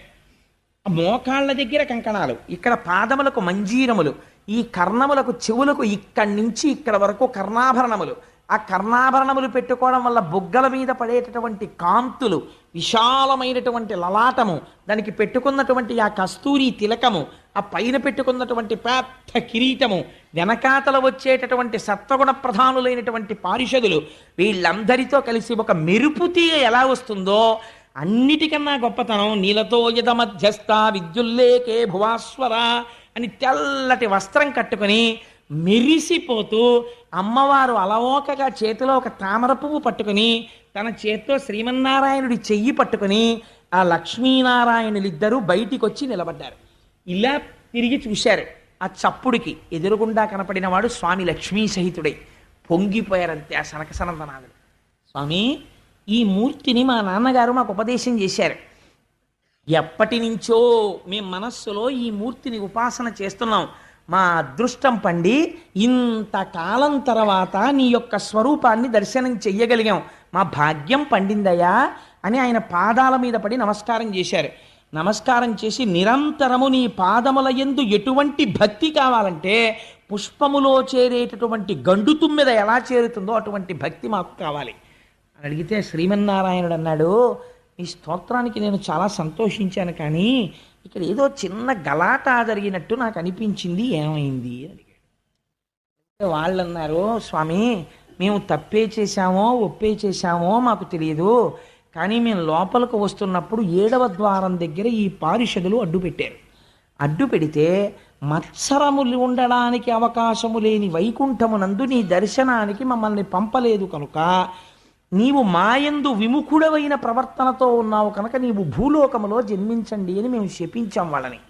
అందుకని నీవు ఎలా చెప్తే మేము అలా ప్రవర్తిస్తాం, ఒకవేళ మా వలన అపరాధం ఉంటే మన్నించు అన్నాడు. ఆయన అన్నాడు, ఇది భక్తపరాధీనత అంటే, అందుకే భాగవతం వినండి మనస్సుకు ఆలంబనం దొరుకుతుంది అన్నారు. ఆయన అన్నాడు, నా పాదములు ఇంతమంది చేత ఎందుకు ఆరాధింపబడతాయో తెలుసా? మీ వంటి బ్రహ్మజ్ఞానులు నమ్మి అర్చించిన పాదములు కనుక. నిరంతరము లక్ష్మి నా పత్నిగా ఎందుకు నా వెంట వస్తుందో తెలుసా? నిత్యానపాయని అయి మీ వంటి వారి చేత పూజింపబడి మిమ్మలను రక్షించుటకు పూనికతో తిరిగి మీకు దర్శనమిస్తాను కనుక నేను భక్తపరాధీనుడను. నాకు భక్తులైన వారు పిలిస్తే పరిగెత్తుకుని వెళ్ళడం నా ధర్మం. ఒకవేళ అలా పరిగెత్తుకుని వెళ్ళి వాళ్ళని రక్షించడంలో అడ్డొస్తే నా చేతిని నేను నరికేస్తాను అన్నాడు. ఎంత పెద్ద మాట చూడండి అది. ఎందుకని ఆ చెయ్యి లోకములనన్నింటినీ రక్షించే చెయ్య. ఆ రక్షణ యందు ఎప్పుడైనా విడంబనము జరిగితే, నా వలన చిన్న పొరపాటు జరిగితే ఆ చేతిని నరికేసుకుంటానయ్యా నేను. నాకు భక్తులంటే అంత ఇష్టం. అటువంటి ప్రభువు పాదములు నమ్మని వాడిని ఏమనుకోవాలి? కానీ అటువంటి మీరు నిరంతరము నన్ను తప్ప వేరొకటి కొలవని వారు, ఎప్పుడు నా పాదముల యందు మనస్సు పెట్టుకున్నవారు, చతుర్ముఖ బ్రహ్మగారంతటి వాడు సంసారమునందు ప్రవర్తించి సృష్టి చెయ్యమంటే చెయ్యకుండా కేవలము నా పాద పంజరమునందు భక్తితో నిలబడిపోయిన మీకు లోపలికి రావడానికి జయ విజయులు అడ్డు పెట్టడమా? వీళ్ళు మహాపచారం చేశారు. వీళ్ళు చేసిన అపచారం వల్ల ప్రపంచంలో కీర్తి ఎవరికి పోతుందో తెలుసా? నా వల్ల పోతుందన్నాడు. భాగవతం చదివడం, భాగవతం అర్థమైతే అసలు నిజంగా ఆఫీసర్లు తన క్యాబిన్ ముందుండేటటువంటి వాడు ఎంత జాగ్రత్త అయిన వాడిని వేసుకోవాలో చూడండి. ఆయన అన్నారు, శ్రీ మహావిష్ణువు ఒక అద్భుతమైనటువంటి విషయాన్ని ప్రతిపాదన చేశాడు. ఆయన తనువున పుట్టినట్టి బెడిదంబగు కుష్ట మహాగదంబుచే వనరి తదీయ చర్మము వివర్ణత నొందిన రీతి భృత్యులొప్పని పని చేసినన్ ప్రభుల బంధుర యశంబు మానము పేరు పెంపు చెడిపోయి దుర్యశము పొందుచునుందురు విష్టపంబునన్ అన్నాడంతే. నేను ఎందుకు మీరిచ్చిన శాపాన్ని అంగీకరిస్తున్నాను తెలుసా? వీళ్ళకి యుక్తాయుక్త విచక్షణ లేదు. వీళ్ళకి ఎవరిచ్చారు ఈ అధికారం? నేను ఇచ్చాను. నా క్యాబిన్ ముందు నించోండి అంటే 7వ ప్రాకారం ముందు మీరుండి లోపలికి పంపించండి అని చెప్పాను. పంపించండి అంటే ఉద్దేశం వచ్చిన ప్రతివాణ్ణి అలా నించోపెట్టమనే. అంతరము తెలిసి ఉండాలి. లోపలికి ఎవరు వెళ్ళాలి, ఎవరిని మనం తొందరగా ప్రవేశపెట్టాలనేది చూసుకుని ముందు వాళ్ళు నమస్కారం చేసి ప్రవేశపెట్టగలిగిన సంస్కారం ఉన్నవాడు అక్కడ ఉండాలి. అలా ఉండలేదు. ఉండకపోవడం వల్ల ఏమైపోయిందో తెలుసా? కుష్ఠరోగం ఎక్కడ పుట్టింది? తన శరీరం మీదే పుట్టింది, తన చర్మం మీద పుట్టి ఏం చేసింది అంటే, తనువున పుట్టినట్టి బెడిదంబకు కుష్ఠ మహాగదంబుచే వనిరి తదీయ చర్మము వివర్ణత నొందిన రీతి. అయ్యో నా ఒంట్లోనే కదా పుట్టింది కుష్టు వ్యాధి అని ఊరుకున్నాడు అనుకోండి, ఆ కుష్టు పెరిగి పెరిగి పెరిగి పెరిగి తన శరీరంలో ఉండేటటువంటి అవయవములు ఊడి పడిపోయేటట్టు చేసేస్తుంది. వేళ్ళు ఊడి పడిపోతాయి. పడిపోయి వైకల్యమును పొందేస్తాడు. కుష్ఠమహాగదంబుచే వివర్ణత పొందిన రీతి భృత్యులొప్పని పని చేసినన్. తనకి బాగా దగ్గరగా ఉండేటటువంటి వాడు తప్పుడు పని చేస్తే అది దాని వలన ఫలితం ఎవరికి వస్తుందో తెలుసా? భృత్యులొప్పని పని చేసినన్ ప్రభుల మానము పేరు పెంపు యశంబు చెడిపోయి వాళ్ళ పేరు పోతుంది, కీర్తి పోతుంది, వాళ్ళ యొక్క మంచి హృదయం పోతుంది. లోపల ఉన్నాయనికి చాలా గౌరవమే, కానీ ఈయన చేసిన పని లోపలికి వెళ్ళి చెప్పలేడు. దానివల్ల ఏమైపోతుంది? చూడరా మాత్రం గౌరవం ఇవ్వలేకపోయాడు అనుకుంటాడు. పరమ భాగవతులైనటువంటి వారికి కలిగినటువంటి మన ఖేదము కట్టి కుడిపేస్తుంది. అందుకని ఏమైపోయింది? ఇంకా నేను లోపల ఉన్నది ఎందుకు? మీలాంటి వాళ్ళని కాపాడడానికి. కానీ ఎవరు అడ్డుపడ్డారు? వీళ్ళు అడ్డుపడ్డారు ఇప్పుడు. కాబట్టి వీళ్ళు ఏం చేశారు? తన శరీరమునందు పుట్టిన కుష్టు తనని పాడు చేసినట్టు నేను వీళ్ళకి పదవిని ఇస్తే వీళ్ళ పదవిని అడ్డు పెట్టుకుని నాకే తప్పు పేరు తీసుకొస్తున్నారు. జయ విజయ సనక సనందనాదులకు వైకుంఠమునందు ప్రవేశము లేదు. ఇప్పుడు భక్త కోటి నన్ను ఎలా విశ్వసిస్తుంది? అంత నమ్ముకున్న సనక సనందనాదులకే ప్రవేశం లేదే, ఇంకా మాబోటిగాళ్ళకి శ్రీమన్నారాయణ దర్శనం అవుతుందా అని విముఖులైపోతారు. లోకము పాడైపోతుంది. నేను భక్త పరాధీనుడను. అలా రక్షణలో అడ్డు జరిగితే నా చేతిని నేను నరుక్కుంటాను. పరిపాలన చెయ్యడంలో నా చెయ్యి నాకు సహకరించకపోతే అటువంటి నాకు దుష్ట పేరు తెచ్చారు. కాబట్టి వీళ్ళని మీరు శపించడం కాదు, నేను చెప్తున్నాను. 3 జన్మలు మునులార అనఘుడు భగవంతుండిట్లనియన్. అనఘుడు ఆయనకేం కోపతాపాలుండవు, చేసిన దోషాన్ని బట్టి శిక్షిస్తున్నాడు. భగవంతుండిట్లనియన్ మునులారా వినుడు. సనక సనందనాదులారా నేను చెప్తున్నాను వినండి. అనయము వీరలు భువికింజని అసురయోనింజన్మించి మహోగ్ర లోభ సంగతులయ్యడు. వీళ్ళు ఉత్తర క్షణం భూలోకానికి వెళ్ళిపోతారు. వెళ్ళిపోయి రాక్షసయోని యందు జన్మిస్తారు. జన్మించి ఉగ్రమైనటువంటి రాక్షసులై అపారమైనటువంటి లోభత్వాన్ని పొందుతారు. అంటే అప్పుడు వాళ్ళిద్దరూ శ్రీమన్నారాయణుడి చరణారవిందముల మీద పడి లోపల ఉన్నవాడి హృదయాన్ని అర్థం చేసుకోవడంలో పొరపాటు జరిగింది. స్వామి క్షమించు, మళ్ళీ మాకెప్పుడు వైకుంఠానికి ఆగమనమని అడిగారు. అడిగితే 3 జన్మలు మీరు గొప్ప రాక్షసులు అవుతారు, కానీ మళ్ళీ మిమ్మల్ని దునుమాడవలసిన అవసరం కూడా నాదే.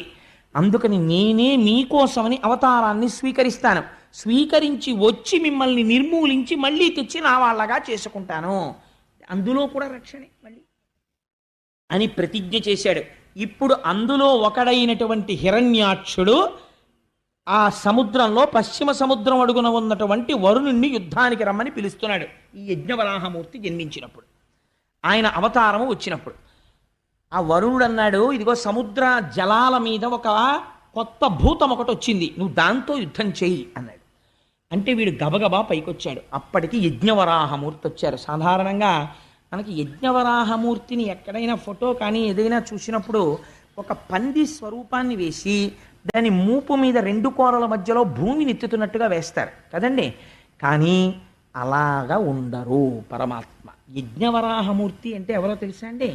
యజ్ఞవరాహమూర్తి యొక్క వర్ణన విన్నా, యజ్ఞవరాహమూర్తి యొక్క ఆవిర్భావమును విన్నా ఉత్తర క్షణంలో కొన్ని కోట్ల జన్మల పాప సంచయము దగ్ధమైపోయి కృష్ణ భక్తి కలుగుతుంది.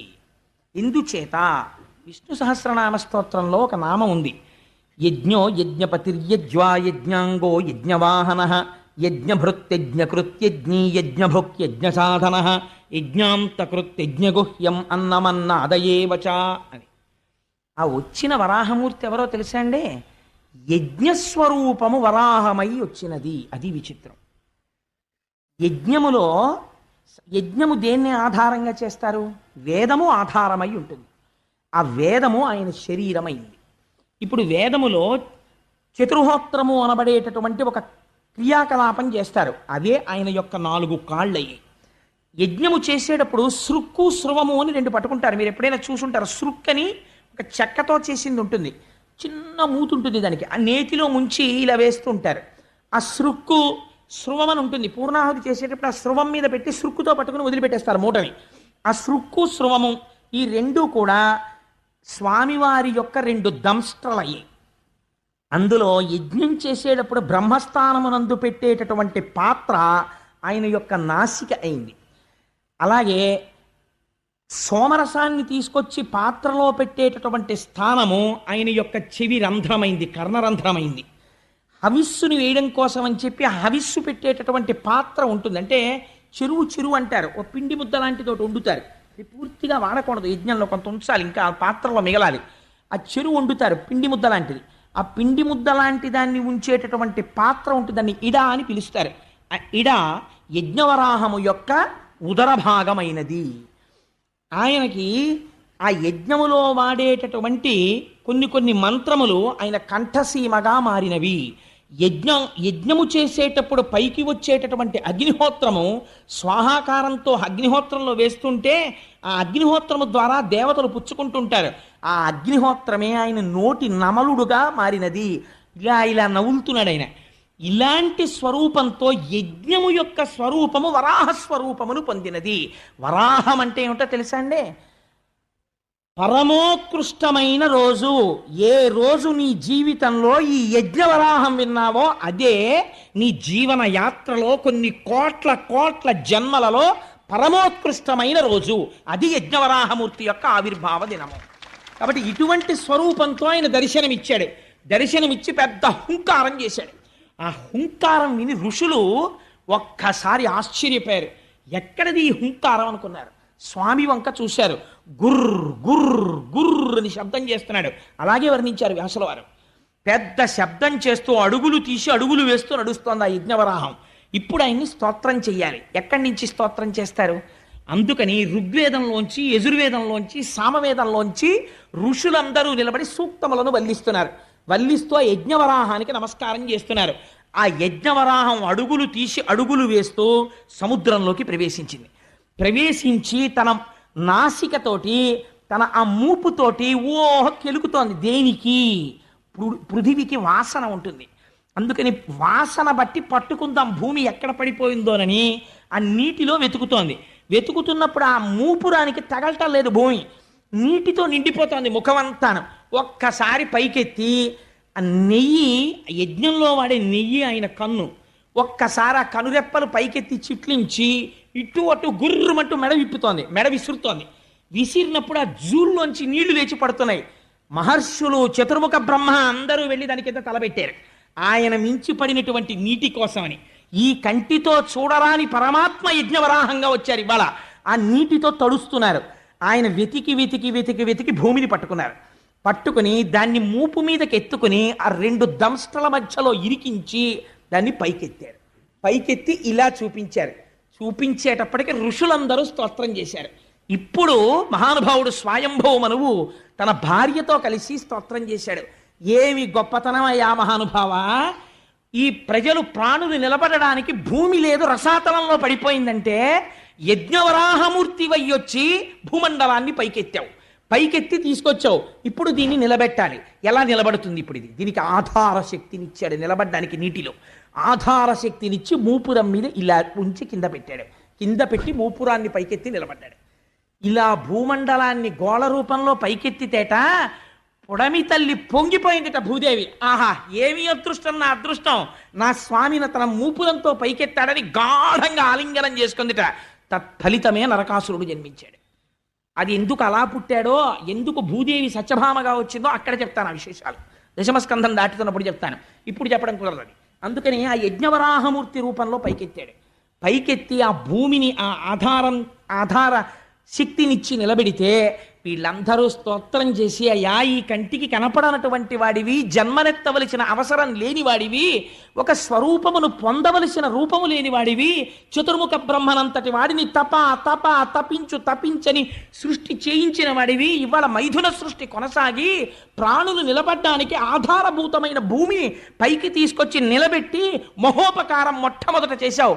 ఇటువంటి యజ్ఞవరాహమూర్తికి మా నమస్కారం అని ఆయన పాదములకు శిరస్సులు ఉంచి నమస్కరించి మనఃపుష్పములను ఆయన పాదముల మీద వేశారు. వేస్తే స్వామి వారందరికీ అభయిస్తున్న సమయంలో ఈ హిరణ్యాక్షుడు యుద్ధానికి వచ్చాడు. ఇద్దరి మధ్య భయంకరమైనటువంటి యుద్ధం జరిగింది. ఆశ్చర్యం ఏమిటో తెలుసా అండి, వాడేం సామాన్యమైన శక్తివంతుడు కాడు. యజ్ఞవరాహమూర్తి శరీరంలోంచి నెత్తురు కారేటట్టు కొట్టాడు వాడు.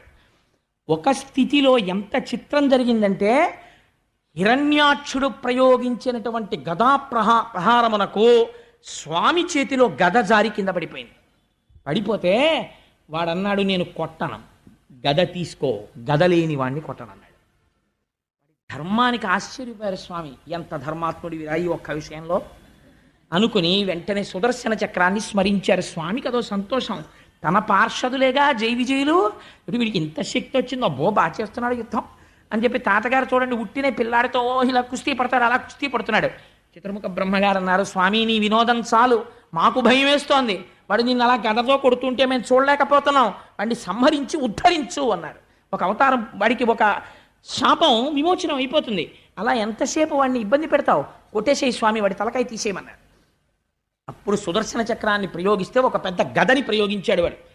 ఆయన అబ్బో పోతన గారు ఏమి పద్యాలు రాస్తారోనండి మహానుభావుడు, గద సారించి అసహ్య విక్రమ సమగ్ర స్ఫూర్తితో వేయగా వరాహమూర్తి ఆ గద తప్పించి ఆ దంష్ట్రాగ్రాహతిన్ తుంచి బలమొప్పన్ మదాతిరేక బల శౌర్యోదార విస్తార పంచాస్య సంపద సామజేంద్రమును బలమొప్పన్ ఈడ్చి త్రుంచు చందంబునన్ అంటారు. ఎంత గొప్ప పద్యమో చూడండి.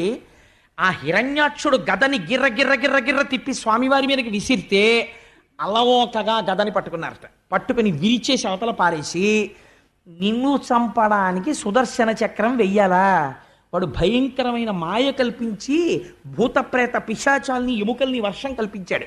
సుదర్శన చక్రంతో కొట్టేశాడు దాన్ని. కొట్టి ఆఖరణ ఇంకా ఎంతసేపు వినోదం స్వామి, వాడిని నిగ్రహించమన్నారు. నిగ్రహించమంటే పిల్లాన్ని చూడండి, చూసి చూసి చూసి చూసి తండ్రి ఏమిట్రా ఈ అల్లరి అనో లెంపకాయ కొడతాడు. అలా మీరు కావాలంటే భాగవతంలో చూడండి, ఆదివరాహమూర్తి గూబ మీద ఓ లెంపకాయ కొట్టారు హిరణ్యాక్షుణ్ణి, అంతే వాడి కింద పడిపోయాడు. కింద పడిపోయి నాసికారంధ్రముల వెంట కర్ణరంధ్రముల వెంట నెత్తురు కారిపోతుండగా కిరీటం పడిపోయి తన్నుకుంటున్నాడు. దితికి అర్థమైంది, ఓహో నా కొడుకుని శ్రీహరి సంహరిస్తున్నాడని. ఆవిడ స్తన్యములలోంచి రక్తము స్రవించింది. ఇక్కడ హిరణ్యాక్షుణ్ణి తన రెండు కోరలతో నొక్కి పట్టి సంహరించాడు. హిరణ్యాక్ష వధ పూర్తయి ఆయనకి ఒక శాపం తీరిపోయింది, భూమండలాన్ని పైకెత్తాడు. అందుకే ఆ మహానుభావుడు యజ్ఞవరాహావతారంలో భూమిని పైకెత్తినటువంటి ఆ కోర అంటే శంకర భగవత్పాదులకి ఎంత ఇష్టమో చెప్పలేను. అవిద్యానామం తత్తిమిరమిగిరో దీపనగరి జడానాం చైతన్యస్తబకమకరంద శృతిఝరి దరిద్రాణం చింతామణి గుణనికా జన్మజలధౌ నిమగ్నానాం దంష్ట్రా మురరిపువరాహస్య భవతి అంటారు.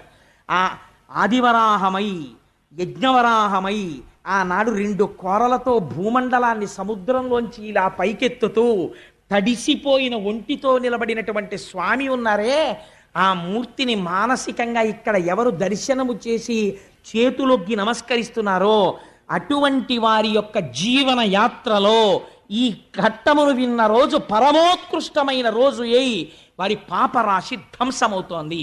ఈశ్వరుడి యొక్క నిర్హేతుక కృప యజ్ఞవరాహముగా వచ్చినటువంటి ఆ అవతార విశేషంతో ఇవాళ ఉపన్యాసాన్ని పూర్తి చేస్తూ రేపటి రోజున అద్భుతమైనటువంటి అవతారం కపిలుడిగా వస్తాడు స్వామి. కర్దమ ప్రజాపతి దేవహూతి అసలు తపస్సు అంటే ఎలా ఉంటుందో, కపిల గీత అంటే ఏమిటో రేపటి రోజున ఆవిష్కరిస్తాను. ఆ మంగళమైనటువంటి ఘట్టం దగ్గర పూర్తి చెయ్యాలి. స్వామి గోవిందుడై రక్షణ చేశాడు. అందుకని మీరందరూ ఇవాళ గోవిందా హరి గోవిందా గోకుల నందన గోవిందా అనండి. నేనేదో కొన్ని నామాలు అంటుంటాను, మీరు అనవలసింది అంటే స్వామి మన కోసమని మహానుభావుడు యజ్ఞవరాహమై భూమండలాన్ని పైకెత్తి ఆధారశక్తిని ఇవ్వకపోతే ఇవాళ మనం ఎక్కడ నిలబడతాం? మన కోసమని అంత త్యాగం చేశాడే, అంతగా హిరణ్యాక్ష వధ చేశాడే, అటువంటి మహాపురుషుణ్ణి నోరు తెరిచి నామం కూడా చెప్పకుండా వెళ్ళిపోతే అది కృతజ్ఞతా దోషం మనకంటదు. అందుకే నేను అక్కడికి కొన్ని పద్యాలు కూడా తగ్గించి గబగబా పూర్తి చేస్తున్నాను. మంగళప్రదమైన ఘట్టం దగ్గరికి వచ్చి పూర్తి చేద్దామని. ముక్త కంఠంతో మీరంటుంటే ఆ నామం స్వామి చెవిన పడి, ఇక్కడే ఉన్నాడు గురువాయూరప్ప, పొంగిపోయి ఆనందపడిపోతాడు. నా పిల్లలు తలుచుకుని ఎంత పొంగిపోతున్నారో నా నామమని. భక్తవత్సల గోవింద భాగవత ప్రియ గోవింద గోవింద హరి గోవింద కులనందన గోవింద పురాణ పురుష గోవింద గోవింద హరి గోవింద గోకులనందన గోవింద నందనందన గోవింద గోవింద హరి గోవింద గోకులనందన గోవింద దుష్ట సంహార గోవింద గోవింద హరి గోవింద గోకులనందన గోవింద వరాహమూర్తివి గోవింద గోవింద హరి గోవింద గోకులనందన గోవింద దశరథ నందన గోవింద గోవింద హరి గోవింద గోకులనందన గోవింద మత్స్యకూర్మ హరి గోవింద గోవింద హరి గోవింద గోకులనందన గోవింద బలరామానుజ గోవింద గోవింద హరి గోవింద గోకులనందన గోవింద శ్రిత పరిపాలక గోవింద గోవింద హరి గోవింద